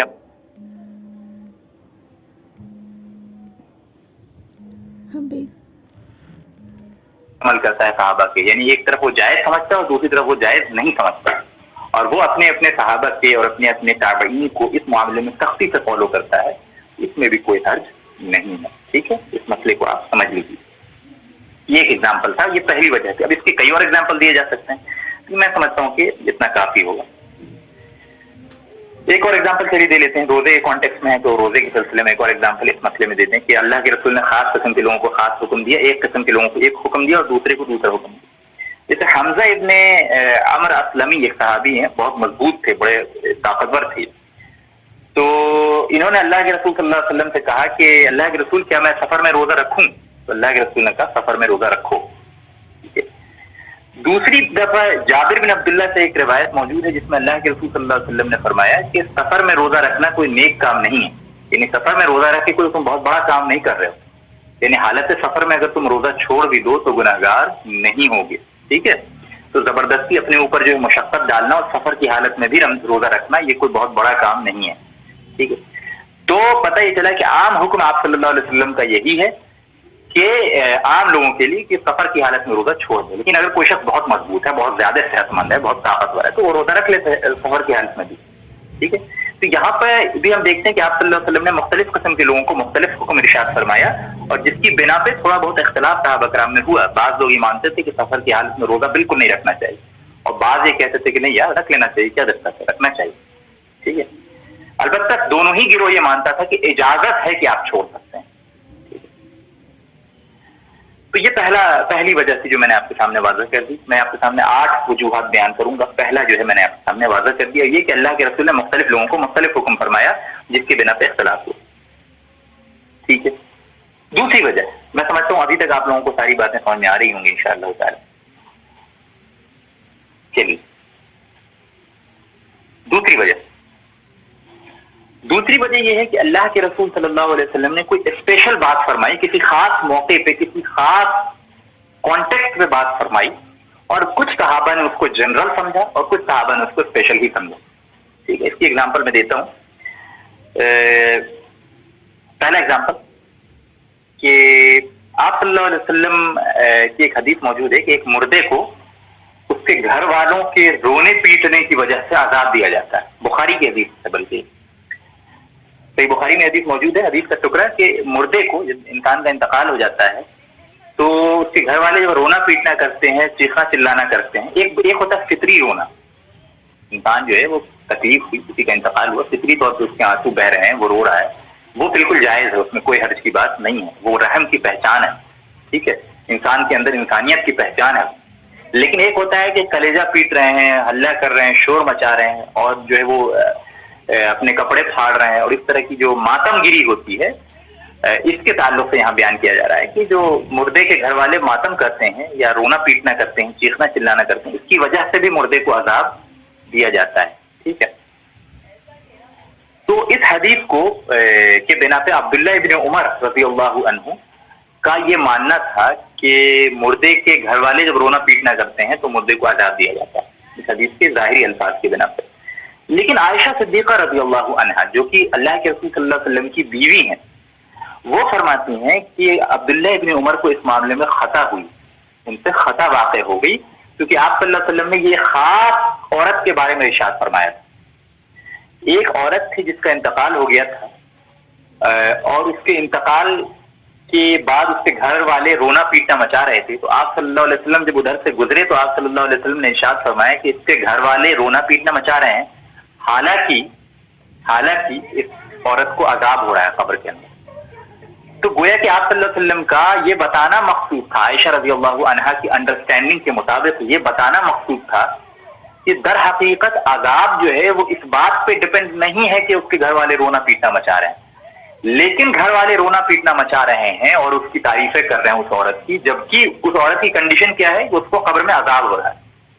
تو یہ حیرت کا اظہار آپ صلی اللہ علیہ وسلم نے کیا کہ اس کے گھر والے اتنا رونا پیٹنا اس کے بارے میں مچا رہے ہیں, اس کے بارے میں اتنی طرح کی تعریفات کر رہے ہیں, اور جو ہے وہ چیخنا چلانا کر رہے ہیں, حالانکہ اس عورت کو تو قبر میں عذاب ہو رہا ہے. تو یہ بات تھی. عائشہ رضی اللہ عنہا کی انڈرسٹینڈنگ کے مطابق اس حدیث کا مطلب ایک خاص موقع کے لیے تھا, ایک خاص عورت کے لیے تھا جو آپ صلی اللہ علیہ وسلم نے ارشاد فرمایا. ٹھیک ہے. اور عبداللہ بن عمر کی انڈرسٹینڈنگ کے مطابق یہ عام تھا, اور اس عورت کو یا نہیں کسی بھی مردے کو اس کے گھر والے اگر بے وجہ کا رونا پیٹنا چیخنا چلانا کرتے ہیں اور جو ہے گریبان چاک کرتے ہیں اور جاہلی حرکت کرتے ہیں تو اس مردے کو اس کے گھر والوں کی ان حرکتوں کی وجہ سے بھی عذاب ہوتا ہے. تو پتہ یہ چلا کہ اس سے پھر امت کے اندر 2 طرح کے اوپینین جو ہے وہ رائج ہوئے. ایک جنہوں نے حضرت عائشہ صدیقہ رضی اللہ عنہا کی انٹرپریٹیشن کو صحیح سمجھا, اور وہ یہ مانتے ہیں کہ نہیں عذاب نہیں ہوتا, وہ تو ایک خاص موقع تھا جس میں آپ صلی اللہ علیہ وسلم نے جو ہے وہ اس بات کی وضاحت فرمائی تھی, اور شاہ ولی اللہ دہلوی رحمہ اللہ وغیرہ جو ہیں وہ اسی رائے کی طرف گئے. دوسرا طبقہ وہ ہے جو یعنی یہ مانتا ہے کہ اگر بے وجہ کا رونا پیٹنا کرتے ہیں اور چیخنا چلانا کرتے ہیں تو میت کو عذاب ہوتا ہے, لیکن یہ عذاب تب ہوتا ہے جب میت اس بات کے لیے منع کر کے نہ گئی ہو, یعنی مرنے والا شخص جو ہے وہ اس بات کے لیے منع کر جائے, اپنے گھر والوں کو وصیت کر جائے کہ میرے بعد جو ہے کپڑا وغیرہ نہیں پھاڑنا, چیخنا چلانا نہیں کرنا, اور جو ہے وہ جاہلی طریقے سے جو ہے وہ ماتم نہیں منانا. اگر وہ منع کر کے جائے گا تب بھی اس کے گھر والے اگر کریں گے تو اس کو عذاب نہیں ہوگا. تو یہ رائے جو ہے شیخ عثیمین وغیرہ کی ہے. تو اس کی یعنی اس حدیث کے اپیرنٹ میننگ میں ہم دیکھتے ہیں کہ صحابہ کرام کے انٹرپریٹیشن میں دو ڈفرینٹ اسکول آف تھاٹ سامنے آتا ہے. اور یہ حدیث یہ اختلاف کس بنا پہ ہے؟ کسی خاص حکم کو عام سمجھا گیا ہے نا, تو اس بنا پہ یہ اختلاف سامنے آیا. دوسرا اگزامپل میں آپ کے سامنے رکھتا ہوں. جیسا کہ آپ جانتے ہیں, آپ میں سے جو لوگ خصوصاً مرد اس بات کو جانتے ہوں کہ جو جمعہ کا خطبہ اسٹارٹ ہو جائے تو اس کے بعد نماز پڑھنا جو ہے وہ غیر مشروع ہے, درست نہیں مانا جاتا. یعنی جو بھی نفل نماز ہے آپ خطبہ شروع ہونے سے پہلے جو عربی خطبہ ہوتا ہے اس کے شروع ہونے سے پہلے ختم کر لیں. اگر عربی خطبہ شروع ہو گیا تو پھر نفل نماز ادا نہ کریں یا سنت بھی ادا نہ کریں. یہ عام حکم ہے, اور جو بر صغیر میں حنفی اسکول آف تھاٹ ہے وہ اسی بات کے قائل. ٹھیک ہے, اور صحابہ میں بھی عبداللہ ابن مسعود وغیرہ اور بہت سارے صحابہ جو ہیں اسی کے قائل ہیں. لیکن پھر ہم ایک حدیث دیکھتے ہیں, بخاری میں غالباً وہ حدیث ہے, حوالہ مجھے ایگزیکٹلی یاد نہیں, لیکن صحابی جو ہے وہ سلیک الغطفانی ہے, ایک صحابی جو مسجد میں داخل ہوئے تو آپ صلی اللہ علیہ وسلم خطبہ ارشاد فرما رہے تھے. تو اللہ کے رسول نے ان کو, وہ بیٹھ گئے آتے ہی, تو آپ صلی اللہ علیہ وسلم نے انہیں حکم دیا کہ کھڑے ہو جاؤ اور 2 رکعت نماز پڑھو, نفل نماز. تو اس حدیث کو سامنے رکھ کے پتہ چلتا ہے کہ اگر کوئی شخص مسجد میں اس حال میں داخل ہو کہ جمعہ کا خطبہ چل رہا ہو اور اس نے 2 رکعت سنت نہ پڑھی ہو تو اس کو چاہیے کہ سنت پڑھ لے, خطبے کی حالت میں بھی سنت پڑھ لے. تو یہاں پہ 2 طریقے کی باتیں آ گئی سامنے. ایک طرف تو یہ کہ خطبے کے موقع پہ جو ہے وہ نماز پڑھنا غیر مشروع ہے, غیر درست ہے. پھر آپ صلی اللہ علیہ وسلم کا ایک عمل یہ بھی سامنے آتا ہے کہ آپ صلی اللہ علیہ وسلم نے ایک شخص کو ارشاد فرمایا کہ خطبے کی حالت میں ہی ارشاد فرمایا کہ کھڑے ہو کے نماز پڑھو. تو اس میں صحابہ کرام کا 2 اوپینین ہے. پہلا اوپینین یہ ہے کہ عام حکم تو وہی ہے کہ خطبہ جب شروع ہو جائے تو نماز جو ہے وہ نہ پڑھی جائے سنت. لیکن سلیک الغطفانی کو اللہ کے رسول صلی اللہ علیہ وسلم نے خاص طور پہ اس لیے حکم فرمایا تھا کہ وہ انتہائی غریب تھے, بہت غریب تھے, ان کے کپڑے وغیرہ پھٹے ہوئے تھے اور بہت معذور تھے. تو اللہ کے رسول یہ چاہتے تھے کہ بغیر ان کے بارے میں اعلان کیے ہوئے, کہ ان کے بارے میں اعلان کریں گے تو ان کی عزت نفس کو ٹھیس پہنچے گی نا کہ یہ فلاں شخص غریب ہے, اس کی مدد کرو. تو بغیر اعلان کیے ہوئے آپ صلی اللہ علیہ وسلم اپنی حکمت کے ذریعے چاہتے تھے کہ صحابہ کرام کی نگاہ میں ان کی شخصیت واضح ہو جائے سلیک الغطفانی کی, کہ یہ دیکھو کتنا غریب اور کمزور ہے, اس کی تم لوگ مدد کرو. صحابہ کرام کو زیادہ سمجھانے کی ضرورت نہیں پڑتی تھی, آپ صلی اللہ علیہ وسلم ارشاد فرماتے تھے اشارے سے, صحابہ سمجھ جاتے تھے. ٹھیک ہے, تو صحابہ نے جب دیکھا کہ یہ غریب ہے تو فوراً ہی نماز کے بعد سب لوگوں نے جو ہے وہ اپنے اپنے حساب سے ان کی مدد شروع کر دی. تو جب وہ کھڑے ہوئے, جب کھڑے ہو کے نماز پڑھ رہے تھے تو سب کی نگاہ ان کے اوپر پڑی. تو اس وجہ سے آپ صلی اللہ علیہ وسلم نے سلیک الغطفانی کو خاص طور پہ حکم دیا تھا کہ خطبے کی حالت میں بھی نماز پڑھو, کیونکہ ایک گریٹر گڈ, ایک بڑا مقصد اس کے سامنے پیش نظر تھا. تو یہ رائے جو ہے وہ امام ابو حنیفہ رحمہ اللہ کی ہے, اور عبداللہ ابن مسعود اور دیگر عراقی صحابہ اور تابعین کی یہی رائے ہے کہ جمعہ کے خطبے کے وقت جو ہے عام حالت میں سنت نماز بھی نہ پڑھی جائے, لیکن یہ سلیک الغطفانی کو خاص طور پہ آپ صلی اللہ علیہ وسلم نے حکم دیا. دوسرے صحابہ بہت سارے, عبداللہ ابن عمر وغیرہ, وہ حدیث کے ظاہری مفہوم پہ عمل کرتے ہیں کہ چونکہ اللہ کے رسول صلی اللہ علیہ وسلم نے حکم دیا لہٰذا ہم پڑھ سکتے ہیں. ٹھیک ہے, کوئی حرج کی بات نہیں ہے. اگر یہ پڑھنا منع ہوتا تو آپ صلی اللہ علیہ وسلم پھر خاص طور پہ الگ سے اس بات کو بیان فرماتے. ان کا یہ ماننا ہے, دوسرے صحابہ کے گروہ کا. اور امام احمد, امام شافعی وغیرہ کی یہی رائے ہے کہ نہیں, جو ہے وہ جائز ہے پڑھنا سنت نماز. تو یہاں پہ ہم دیکھتے ہیں کہ بالکل ویلڈ ڈفرنس آف اوپینین ہے کہ آپ صلی اللہ علیہ وسلم نے یا تو خاص حکم فرمایا یا تو عام حکم فرمایا, اور خاص کو عام سمجھ لینا یا عام کو خاص سمجھ لینا, اس بنا پہ بھی اختلافات ہوئے ہیں. ٹھیک ہے, صحابہ کرام کے درمیان. تو میں سمجھتا ہوں ابھی تک جتنی باتیں ہوئی ہیں سب آپ لوگوں کو جو ہے وہ انشاءاللہ تعالی سمجھ میں آ رہی ہیں. یہ دوسرا ریزن تھا. چلیے تیسرے ریزن کی طرف چلتے ہیں. تیسرا ریزن اس کا ٹھیک الٹ ہے, اس کا ایگزامپل میں اب نہیں دوں گا. تیسرا ریزن کیا ہے کہ کسی جو اللہ کے رسول صلی اللہ علیہ وسلم نے کوئی عام حکم فرمایا اور صحابہ میں چند لوگوں نے اس کو خاص سمجھا. اس کی میں ایگزامپل چلیے دے ہی دیتا ہوں ابھی, چونکہ مجھے یاد آ گیا اچانک. اللہ کے رسول صلی اللہ علیہ وسلم نے حضرت علی کو ارشاد فرمایا تھا کہ میرے جانے کے بعد, میرے انتقال کے بعد جو ہے تم میرے نام سے قربانی کرتے رہنا. ٹھیک ہے, تو یہ کیا تھا, یہ عام حکم تھا کہ خاص حکم تھا, اس میں اصل اختلاف. تو بعض لوگوں نے سمجھا کہ یہ حضرت علی کے لیے خاص تھا اور یہ صرف آپ صلی اللہ علیہ وسلم کے لیے خاص تھا, لہٰذا ہمارے لیے یہ مناسب نہیں ہے کہ ہم اپنے مردوں کے نام پہ, اپنے آباء و اجداد جن کا انتقال ہو گیا ہے ان کے نام پہ جو ہے قربانی کریں. عام طور پر جمیعت الاہل حدیث کی رائے یہی ہے کہ جو ہے وہ ہم اپنے فوت شدہ بزرگان کے نام پہ قربانی نہیں کر سکتے. یہ آپ صلی اللہ علیہ وسلم نے خاص طور پر صرف حضرت علی کو ارشاد فرمایا. لیکن عام جو فقہا ہیں, جمہور امت کے, وہ اس بات کے قائل ہیں کہ نہیں, قربانی کر سکتے ہیں. اور یہ حضرت علی کو حکم خاص نہیں تھا بلکہ یہ عام ہے, کسی بھی اپنے فوت شدہ بزرگان, انتقال ہوئے کسی بزرگ شخص کی طرف سے آپ قربانی کر سکتے ہیں. شرط یہ ہے کہ پہلے آپ اپنے نام پہ قربانی کر لیں, اس کے بعد کسی اور کے نام پہ کریں. اگر آپ کے اوپر قربانی واجب ہو چکی ہے تو بھی آپ کسی اپنے بزرگ کے نام پہ کریں جن کا انتقال ہو گیا, تو یہ مناسب نہیں ہے, کیونکہ پہلے آپ کے اوپر واجب ہے, آپ زندہ ہیں, آپ شریعت کے مکلف ہیں. جن کا انتقال ہو چکا ہے وہ ان پہ اب حکم فرض نہیں ہے, لہذا پہلے آپ اپنے نام پہ کریں پھر ان کے نام پہ کریں. تو یہاں پہ پتہ چلا کہ یہ ممکن ہے کہ عام حکم ہو اور صحابہ کرام نے اس کو میں سے بعض لوگوں نے اس کو خاص سمجھا ہو, اور ممکن ہے کہ صرف حضرت علی کے لیے خاص ہو, جیسا کہ جمیعۃ اہل حدیث کا فتویٰ ہے اس معاملے میں, اور وہ بعض امت کے علماء نے اس کو عام سمجھا. تو یہ دونوں چیزیں ہیں, تو اس میں دونوں پہ جو عمل کر لے گا انشاءاللہ عند اللہ مقبول ہو. 3 ریزنز میں نے آپ کے سامنے بیان کر دیے. چوتھا ریزن میں آپ کے سامنے بیان کرتا ہوں, وہ ہے کہ اللہ کے رسول صلی اللہ علیہ وسلم نے کوئی کام جو ہے وہ انٹینشنل کیا اور صحابہ نے اس کو اتفاقی سمجھا, یا پھر آپ صلی اللہ علیہ وسلم نے اتفاقی طور پہ کوئی کام کیا اور صحابہ نے اس کو انٹینشنل سمجھا, ٹھیک ہے, ارادی سمجھا. مثال کے طور پہ ایک مقام ہے, حج کرنے میں آپ جاتے ہیں تو ابتح کا ایک مقام ہے, وہاں پہ آپ صلی اللہ علیہ وسلم نے قیام فرمایا تھا. تو عبداللہ ابن عمر وغیرہ جو ہیں یہ مانتے تھے کہ اللہ کے رسول صلی اللہ علیہ وسلم, ابو ہریرہ اور عبداللہ ابن عمر دونوں کی رائے یہ تھی کہ ابتح میں قیام فرمانا جو ہے یہ سنت ہے, آپ صلی اللہ علیہ وسلم نے یہاں قیام فرمایا ہے, لہذا ہر شخص جو حج کرے اس کو یہاں قیام کرنا چاہیے, ٹھیک ہے.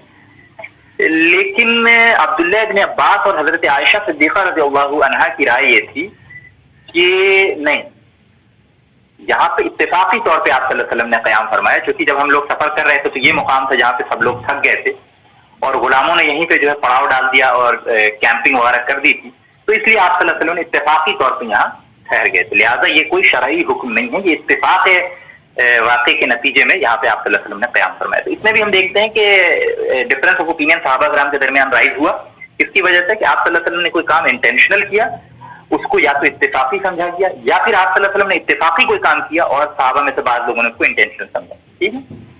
تو یہ تھا ایک اور ریزن. اگلا ریزن سمجھتے ہیں. اگلا ریزن یہ ایک بہت اہم ٹاپک ہے جو آپ کے سامنے آ رہا ہے, تو میں چاہتا ہوں کہ تھوڑے توجہ سے آپ سنیں, جن کی جو ابھی تک ہم نے غالباً 4 ریزنز بیان کر دیے ہیں.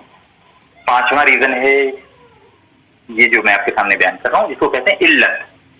علت کا عربی میں اصل مطلب ہوتا ہے کمزوری, لیکن فقہ میں, لیگل ٹرمز میں, اسلامی فقہ میں علت کا مطلب ہوتا ہے کہ ایسی کوئی وجہ جس کے پریزنس یا ایبسنس سے حکم تبدیل ہو جائے, ٹھیک, ایسی کوئی وجہ جس کے پریزنس یا ایبسنس سے حکم تبدیل ہو جائے.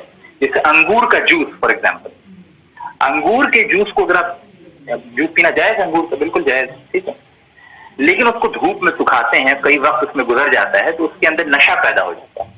تو سیم انگور کا جوس دھوپ میں سکھانے کے بعد, کئی مدت گزارنے کے بعد اس کے اندر چونکہ نشہ پیدا ہو جاتا ہے, تو اب وہی انگور کا جوس حرام ہو جاتا ہے, ٹھیک ہے. پھر اسی انگور کو اگر آپ سکھا کے اور کشمش بنا لیں تو وہ جائز ہو جاتا ہے, ٹھیک ہے. تو ہم دیکھتے ہیں کہ چیز سیم ہے, لیکن اس میں ایک کاز کے چینج ہو جانے کی وجہ سے حکم چینج ہو جا رہا ہے. کاز کیا ہے کہ پریزنس آف نشہ.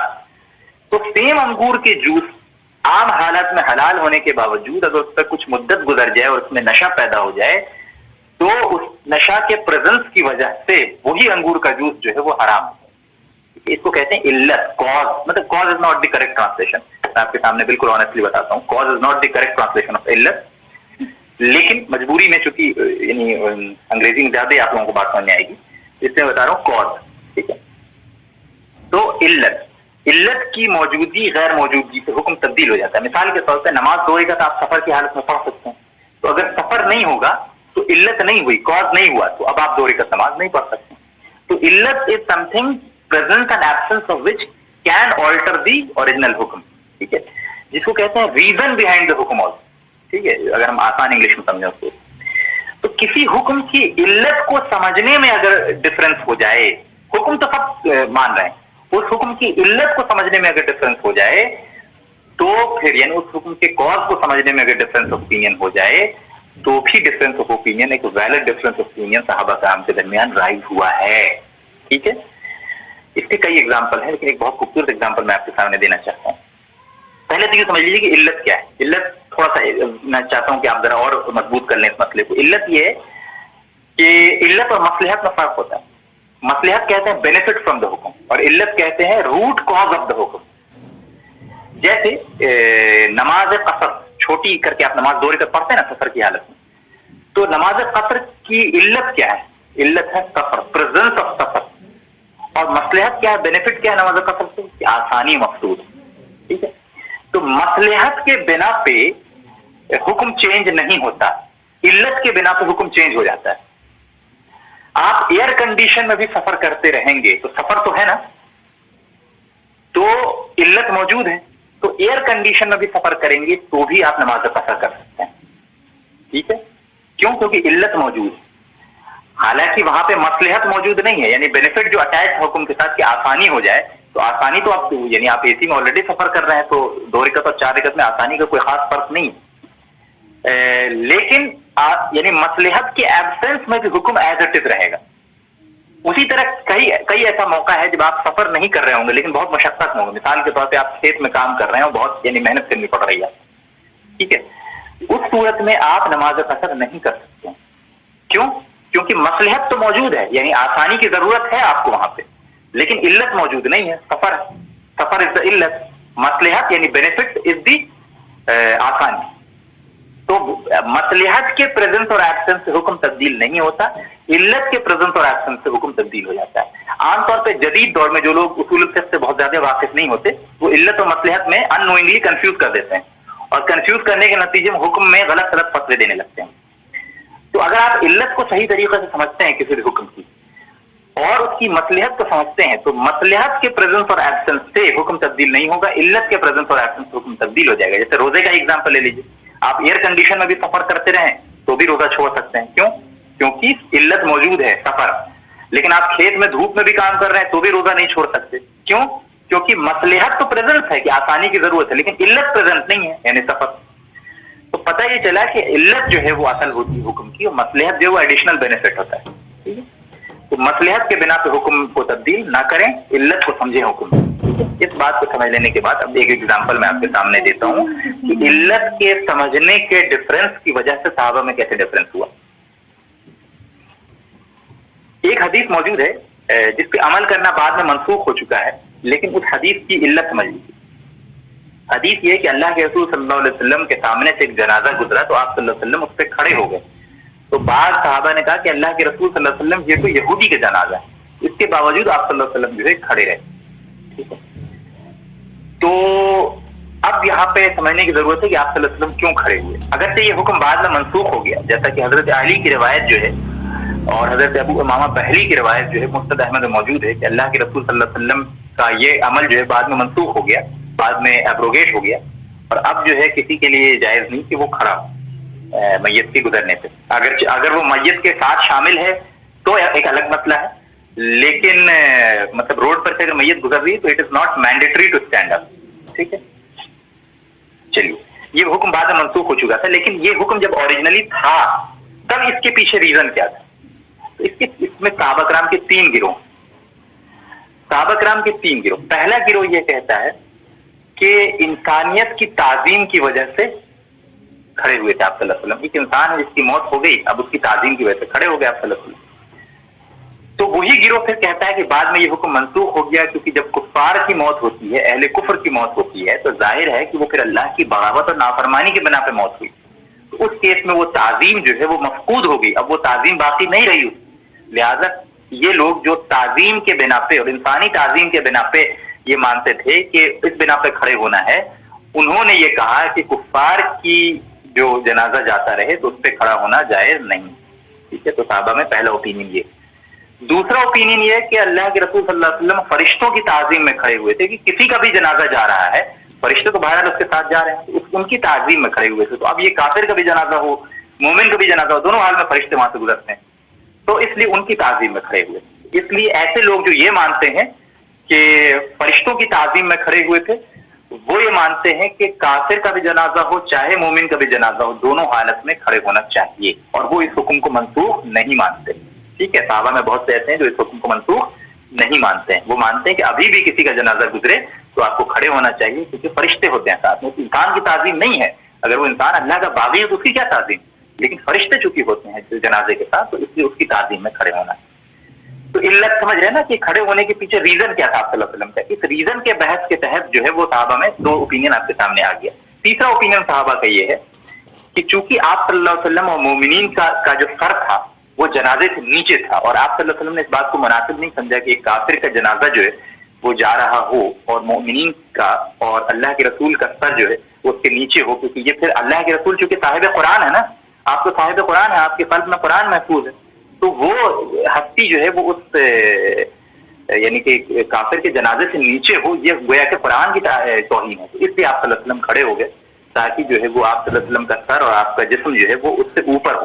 ٹھیک ہے, تو یہاں پہ جو ہے اس کیس میں جن صحابہ کا یہ اوپینین ہے وہ اس کھڑے ہونے کو دو حصے میں تقسیم کرتے ہیں کہ کافر کا جنازہ ہو تو کھڑے ہو جانا چاہیے, مومن کا جنازہ ہو تو کھڑے ہونے کی کوئی ضرورت نہیں ہے, کیونکہ مومن کا جنازہ اگر اوپر سے بھی جا رہا ہے تو کوئی حرج کی بات نہیں ہے.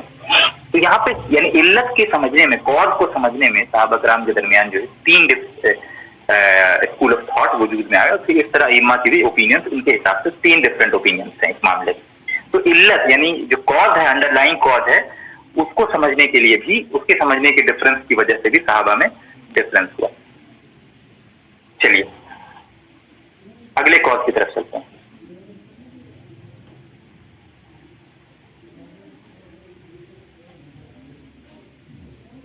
اب انشاءاللہ جلد ہی میں جو ہوں اس پروگرام کو ختم کروں گا, 10 سے 15 منٹ مشکل سے انشاءاللہ تعالی, تو آپ لوگ صبر کے ساتھ جمے رہیں. اگلا ریزن ہے کہ کسی بھی ورڈ کا اللہ کے رسول صلی اللہ علیہ وسلم کی اصطلاح میں, بول چال میں, بات چیت میں اور شریعت کے اندر کسی بھی ورڈ کے ملٹیپل میننگس ہوں تو ملٹیپل صحابہ نے مختلف میننگس لیے اس ورڈ کے, اور اس کی وجہ سے ڈفرینس آف اوپینین ہوا. جیسے مثال کے طور پر وضو ورڈ جو ہے عربی میں وہ استعمال ایک تو اس کے لیے ہوتا ہے جو پراپر وضو ہم کرتے ہیں, اور ہاتھ منہ دھونے کے لیے بھی وضو ورڈ استعمال ہوتا تھا اسلامی شریعت سے پہلے, اور عربی زبان میں استعمال ہوتا ہے. آج بھی جو ہے وہ ہم مختلف مقامات پہ عربی لٹریچر میں دیکھتے ہیں وضو ورڈ جو ہے بغیر اسلامک کونوٹیشن کے بھی استعمال ہوتا ہے ہاتھ منہ دھونے کے لیے. ٹھیک ہے, اور بعض جگہ صرف ہاتھ دھونے کے لیے. جیسا کہ اللہ کے رسول صلی اللہ علیہ وسلم کی حدیث موجود ہے کہ کھانے سے پہلے وضو کرنا اور کھانے کے بعد وضو کرنا برکت کا سبب ہے. تو یہاں جو اس حدیث میں وضو ورڈ سے مراد ہے وہ ہاتھ دھونا ہے. ٹھیک ہے, کھانے سے پہلے ہاتھ دھونا اور کھانے کے بعد ہاتھ دھونا. اب کوئی شخص اس سے وہ مطلب نکال لے کہ اس سے مراد پراپر وضو ہے تو پھر وہ عمل غلط ہو جائے گا. آپ سمجھ رہے ہیں نہیں سمجھ رہے؟ تو یعنی ایک ورڈ کے ملٹیپل میننگز ہوتے ہیں, اس ملٹیپل میننگز کی وجہ سے صحابہ نے اگر ڈفرینٹ میننگ لیا تو اس بنا پہ جو ڈفرینس آف اوپینین ہو گیا اس کو وہ اس کیٹیگری میں لائی کرتا ہے. جیسے اللہ کے رسول صلی اللہ علیہ وسلم عام طور پہ حدیثوں میں آتا ہے کہ جو ہے آگ پہ پکا ہوا کھانا کھاتے تو اس کے بعد وضو کرنے کو کہتے. تو اس سے مراد کون سا وضو ہے؟ اس سے مراد پراپر وضو ہے یا صرف ہاتھ اور کلی کرنا اس سے مراد ہے؟ تو زیادہ تر فقہاء صحابہ کا یہ قول ہے کہ اس سے مراد صرف ہاتھ اور کلی کرنا ہے. ٹھیک ہے, لیکن بعض صحابہ اس بات سے قائل ہیں کہ آگ پہ پکے ہوئے کھانے کے بعد جو وضو کرنے کا حکم ہے وہ پراپر وضو ہے. ٹھیک ہے, تو سیم ورڈ کے استعمال ہونے کی وجہ سے, اس کے ڈفرینٹ میننگ ہونے کی وجہ سے, ملٹیپل میننگ ہونے کی وجہ سے بھی ڈفرینس آف اوپینین ہوا ہے. ایک اور ایگزامپل لے لیجیے, جیسے پرائیویٹ پارٹ کو ہاتھ لگانے سے وضو ٹوٹ جاتا ہے. اس میں صحابہ میں دو اوپینین. اللہ کے رسول صلی اللہ علیہ وسلم کی حدیث موجود ہے کہ تم میں سے جو کوئی اپنے پرائیویٹ پارٹ کو ہاتھ لگائے اسے چاہیے کہ وضو کرے. اس بنا پہ جن لوگوں نے لٹرلی اس کا مطلب لیا کہ وضو کرے, صحابہ کرام کی اکثریت اس بات کی طرف گئی ہے, تو وہ اس سے مراد لیتے ہیں کہ جو ہے پرائیویٹ پارٹ کو ہاتھ لگانے سے وضو ٹوٹ جاتا ہے. ٹھیک ہے, لہٰذا اس کو وضو پراپر کرنا چاہیے. اور اس میں عبداللہ ابن عمر, حضرت عمر فاروق اور ابو بکر صدیق اور عبداللہ ابن عباس اور بہت سارے کبار صحابہ جو ہیں وہ اسی رائے کے قائل ہیں. امام شافعی, امام احمد وغیرہ کے نزدیک جو ہے وہ یہی معاملہ ہے. امام احمد کو میں شیور نہیں ہوں, امام شافعی کے نزدیک تو یہی ہے. لیکن بہت سے صحابہ ایسے ہیں, عبداللہ ابن مسعود ہو گئے اور غالباً ایک روایت مطابق حضرت علی ہو گئے اور کئی اور انس بن ملک ہو گئے, اور اس طرح سے کئی فقہاء صحابہ ایسے ہیں جو اس بات سے قائل تھے کہ نہیں, اس سے مراد سے ہاتھ دھونا ہے.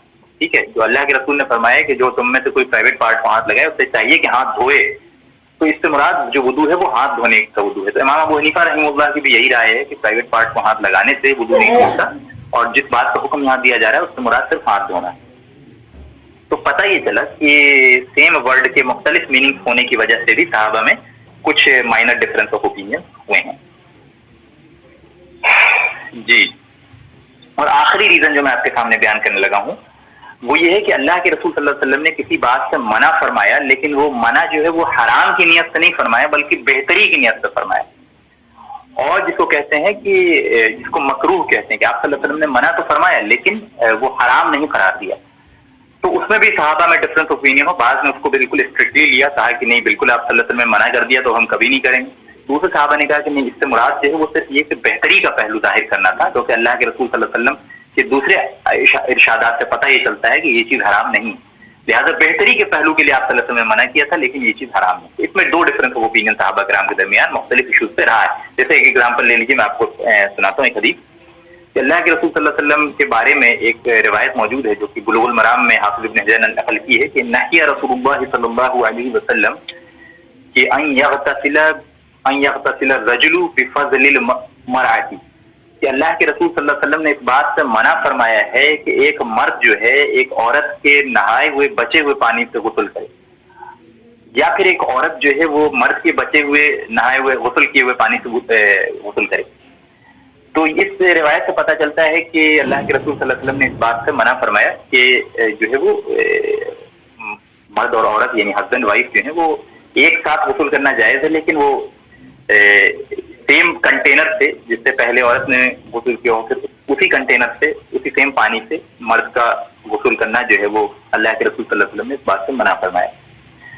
لیکن عبداللہ ابن عباس سے دوسری حدیث آتی ہے کہ وہ فرماتے ہیں کان نبی صلی اللہ علیہ وسلم یغتسل بفضل میمونہ، کہ اللہ کے رسول صلی اللہ علیہ وسلم نے میمونہ رضی اللہ عنہا کے چھوڑے ہوئے پانی سے غسل کیا. اس سے پتہ چلا کہ آپ صلی اللہ علیہ وسلم نے اس چیز کی حرمت سے جو حکم پر اس چیز کا جو منع فرمایا تھا یہ شدت کے ساتھ منع نہیں فرمایا تھا بلکہ بہتری کے لیے منع فرمایا، یہ حرام نہیں ہے. دوسرے صحابہ نے کہا کہ نہیں یہ حرام ہے، اور آپ صلی اللہ علیہ وسلم نے جو غسل کیا وہ آپ صلی اللہ علیہ وسلم کی خاصیت ہے، کیونکہ آپ صلی اللہ علیہ وسلم بعض معاملات میں خصوصی احکامات رکھتے ہیں، لہذا وہ آپ صلی اللہ علیہ وسلم کی خاصیت ہے، لیکن آپ نے جو منع فرمایا ہے اس بنا پہ یہ چیز حرام ہے. تو یہاں پہ جو آپ صلی اللہ علیہ وسلم کی منع کی ہوئی چیز سے دو مطلب نکلتے ہیں، ان دونوں مطلب نکلنے کی نیچرل وجوہات کی بنا پہ صحابہ کرام میں بھی اختلاف ہوا اور دو اسکول آف تھاٹ وجود میں آئے.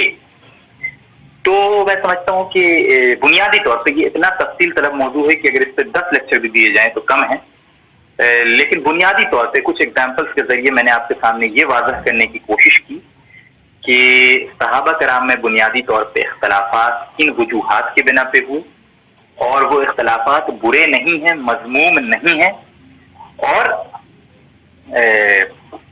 یعنی ان اختلافات سے امت کو کوئی نقصان نہیں، اور ان میں سے کسی پہ بھی عمل کر لیا جائے تو انشاءاللہ عند اللہ مقبول ہوگا. چلیے اس چیز کو سمجھ لینے کے بعد اب ہم 5 منٹ اور آپ کا لیں گے انشاءاللہ، اس کے بعد یہ سلسلہ کلوز کر دیں گے.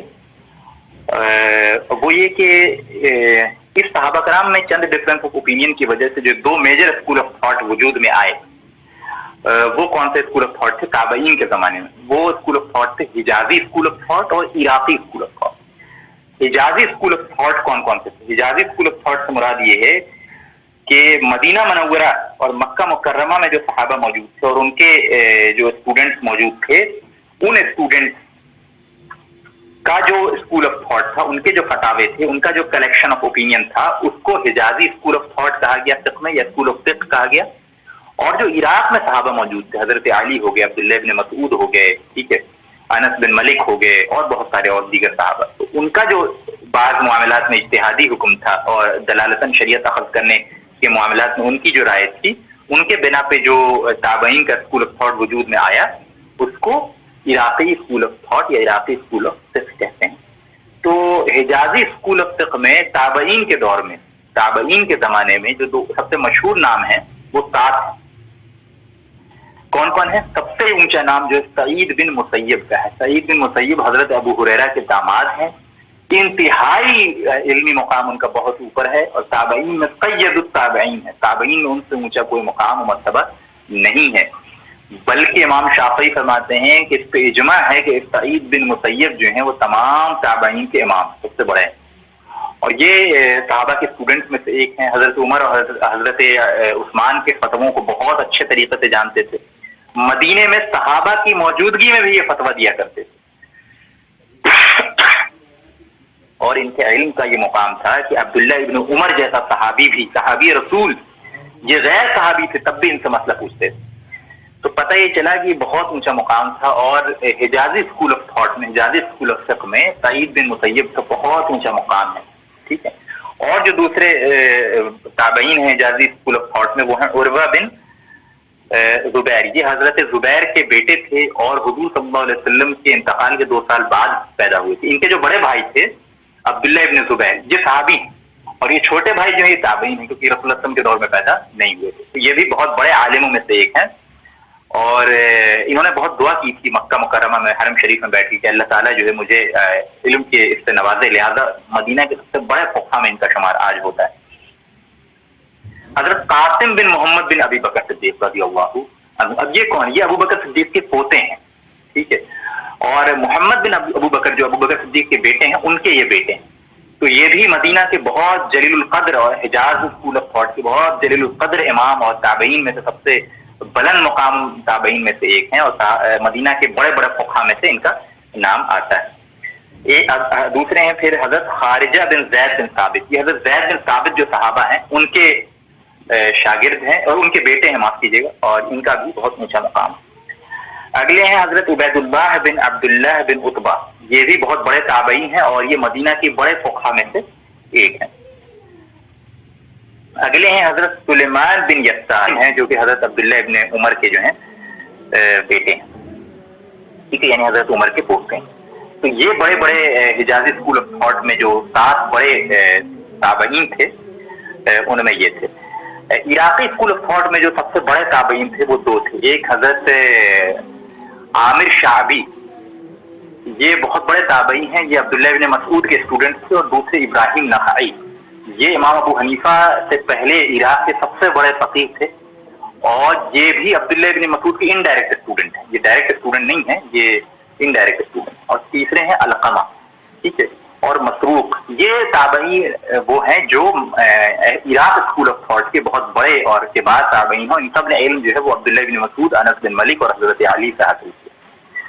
تو یہ 2 اسکول آف تھاٹ ہے جو صحابہ کرام کے دور کے بعد تابعین کے دور میں بنا کسی برے اختلاف کے، بنا کسی جھگڑے لڑائی کی، یہ 2 اسکول آف تھاٹ وجود میں آئے. عراقی اسکول آف تھاٹ، حجازی اسکول آف تھاٹ. ٹھیک ہے. حجازی school of thought was more localized in Makkah and Medina and Iraqi school of thought was more localized in Iraq. ٹھیک ہے. دونوں صحابہ کے ہی اسٹوڈنٹس رہے ہیں، دونوں نے دین صحابہ سے ہی سیکھا ہے اور صحابہ نے دین جو ہے رسول اللہ صلی اللہ علیہ وسلم سے سیکھا ہے. لہٰذا دونوں اسکول آف تھاٹ جو ہیں وہ امت کے اندر ویلڈ اسکول آف تھاٹ. ٹھیک ہے. Valid difference of opinion in کے درمیان ہے اور دونوں میں سے کسی کی بھی اتباع کر لی جائے تو انشاءاللہ عند اللہ مقبول ہوگی. تو یہ تھے حجازی اسکول آف تھاٹ کے بارے میں اور عراقی اسکول آف تھاٹ کے چند بڑے بڑے کبار تابعین. اور ان میں سے چند وہ ہیں جن سے امام ابو حنیفہ نے علم حاصل کیا ہے تو ان کا بھی تذکرہ آگے آ جائے گا انشاءاللہ. آج وہ تذکرہ نہیں ہو پائے گا. آج جو آخری بات جو میں کر رہا ہوں 1 منٹ کے اندر وہ یہ ہے کہ صحابہ کرام میں ٹوٹل 7 صحابہ ایسے ہیں جن کو تمام صحابہ میں افقہ کہا جاتا ہے. یعنی تمام صحابہ میں سب سے زیادہ فقیہ، سب سے زیادہ علم رکھنے والے، سب سے بلند مقام علمی اعتبار. وہ 7 کون ہیں؟ سب سے پہلے نمبر 1 حضرت عمر بن خطاب رضی اللہ عنہ. دوسرے علی ابن ابی طالب رضی اللہ عنہ. تیسرے زید بن ثابت، ٹھیک ہے، رضی اللہ عنہ.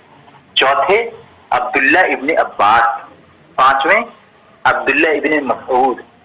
6 معاذ بن جبل. اور 7ویں عبداللہ ابن عمر. یہ 7 صحابہ ہیں جن کا علمی مقام بہت بلند ہے اور صحابہ میں فقیہ ترین صحابہ یہ 7. ٹھیک ہے. سارے صحابہ ویسے فقیہ ہیں لیکن تمام صحابہ میں سب سے زیادہ افقہ، سب سے زیادہ اونچا علمی مقام جو ہے ان 7 کا ہے. عمر رضی اللہ عنہ کے بارے میں بتانے کی کسی کو ضرورت نہیں ہے. علی رضی اللہ عنہ کے بارے میں بتانے کی ضرورت نہیں ہے. زید بن ثابت جو ہیں یہ بہت مشہور صحابی ہیں. جو لوگ اسلامی علوم سے واقف ہیں وہ ان کے نام کو جانتے ہیں. اور ابو بکر صدیق کے زمانے میں جو قرآن جمع ہوا ہے تو ابو بکر صدیق نے یہ کام زید بن ثابت کو ہی سونپا تھا. انہی کے کمانڈرشپ میں، انہی کی لیڈرشپ میں قرآن کے جمع کا کام جو ہے ہوا تھا. اور زید بن ثابت کے بارے میں اللہ کے رسول صلی اللہ علیہ وسلم نے فرمایا، خود فرمایا کہ میری امت میں فرائض کا علم، یعنی علم الفرائض، اس سے مراد وہ فرائض نہیں ہے بلکہ وراثت کے احکامات کا سب سے بڑا عالم جو ہے وہ زید بن ثابت ہے. ٹھیک ہے. چوتھا میں نے بیان کیا عبداللہ ابن عباس، جن کے بارے میں اللہ کے رسول صلی اللہ علیہ وسلم نے گلے لگا کے دعا کی تھی کہ اے اللہ عبداللہ ابن عباس کو قرآن کا علم عطا کیجیے. لہذا ان کو مفسر قرآن کہا جاتا ہے، بحر العلم کہا جاتا ہے، علم کے سمندر۔ پانچویں عبداللہ ابن مسعود، عبداللہ ابن مسعود کا علمی مقام بہت بلند ہے، بہت بلند ہے، اور اللہ کے رسول صلی اللہ علیہ وسلم فرماتے ہیں کہ جو شخص قرآن کو اس طرح پڑھنا چاہتا ہو جس طریقے سے وہ مجھ پہ نازل ہوئی ہے، اس کو چاہیے کہ عبداللہ ابن مسعود کی قرآن کی قرآت کو فالو کرے۔ دوسری جگہ اللہ کے رسول صلی اللہ علیہ وسلم نے فرمایا کہ جو شخص نماز اس طرح پڑھنا چاہتا ہو جس طرح اللہ کے فرشتے پڑھتے ہیں، تو اس کو چاہیے کہ عبداللہ ابن مسعود کی نماز کو جو ہے فالو کرے۔ تو یہ عبداللہ ابن مسعود کا مقام ہے۔ یہ عراق سے اسکول آف تھاٹ کے جو بنیاد ہے وہ عبداللہ ابن مسعود اور علی رضی اللہ عنہ کی فتوے پہ۔ پھر آتا ہے نمبر معاذ بن جبل کا۔ اللہ کے رسول صلی اللہ علیہ وسلم کی حدیث موجود ہے کہ میری امت میں حرام و حلال کو سب سے زیادہ جاننے والا معاذ بن جبل ہے۔ اور پھر عبداللہ ابن عمر ہے۔ عبداللہ ابن عمر کے بارے میں صحابہ فرمایا کرتے تھے کہ عبداللہ ابن عمر سنت رسول کے معاملے میں انتہائی متشدد تھے، بہت سخت تھے، اور کوئی سنت ایسی نہیں ہم نے دیکھی جس کو عبداللہ ابن عمر نے عمل نہ کر لیا ہو، بلکہ عائشہ صدیقہ کا قول یہ ہے کہ اللہ کے رسول کے اصحاب میں کوئی شخص اس شدت کے ساتھ سنت رسول پہ عمل نہیں کرتا جس کے شدت کے ساتھ عبداللہ ابن عمر کرتے ہیں۔ یہ 7 صحابہ افقہ صحابہ ہیں، سب سے زیادہ فقیہ ترین صحابہ ہیں صحابہ کے درمیان۔ اور اس میں ایک عام طور پہ بات ذہن میں آتی ہے کہ اس میں ابو بکر صدیق رضی اللہ عنہ کا ذکر کیوں نہیں ہوا، حالانکہ تمام صحابہ میں افضل ترین صحابی جو ہیں وہ ابو بکر صدیق ہیں۔ اس کی بنیادی وجہ یہ ہے، سمجھ لیجیے کہ ابو بکر صدیق، اس میں کوئی دو رائے نہیں ہے کہ علم میں بھی ان 7 سے افضل، لیکن ابو بکر صدیق کے علم سے امت کو فائدہ نہیں پہنچ سکا، کیونکہ آپ 2 سال جتنی بھی آپ کی 3.25 سال کی خلافت رہی، 2-2.5 سال کی، اس میں آپ جنگوں میں مشغول رہے، تو تعلیم و تربیت اور تدریس کا کام جو ہے وہ آپ نہیں کر سکے، ٹھیک ہے۔ اس بنا پہ امت کو ابو بکر صدیق رضی اللہ عنہ کے علم سے فائدہ اس طرح سے براہ راست نہیں پہنچ سکا، تو اس بنا پہ ابو بکر صدیق کا نام ان 7 میں ذکر نہیں کیا جاتا، اگرچہ علمی اعتبار سے وہ ان 7 سے افضل ہیں، لیکن علم ان کا اس طرح سے ٹرانسفر نہیں ہوا امت میں، ٹھیک ہے۔ علم جو ہے ان 7 کے ذریعے سب سے زیادہ ٹرانسفر ہوا امت کے اندر، اس لیے ان کو افقہ کہا جاتا ہے صحابہ میں۔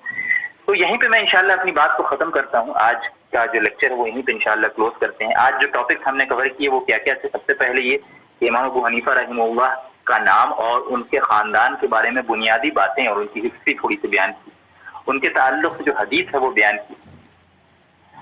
پھر اس کے بعد ہم نے یہ سمجھا کہ امت کے پہلے دستے نے یعنی صحابہ کرام نے رسول اللہ صلی اللہ علیہ وسلم سے دین کیسے اخذ کیا، تو صراحتاً اخذ کیا اور دلالتاً اخذ کیا، اور اس کی بہت ساری مثالیں آپ کے سامنے۔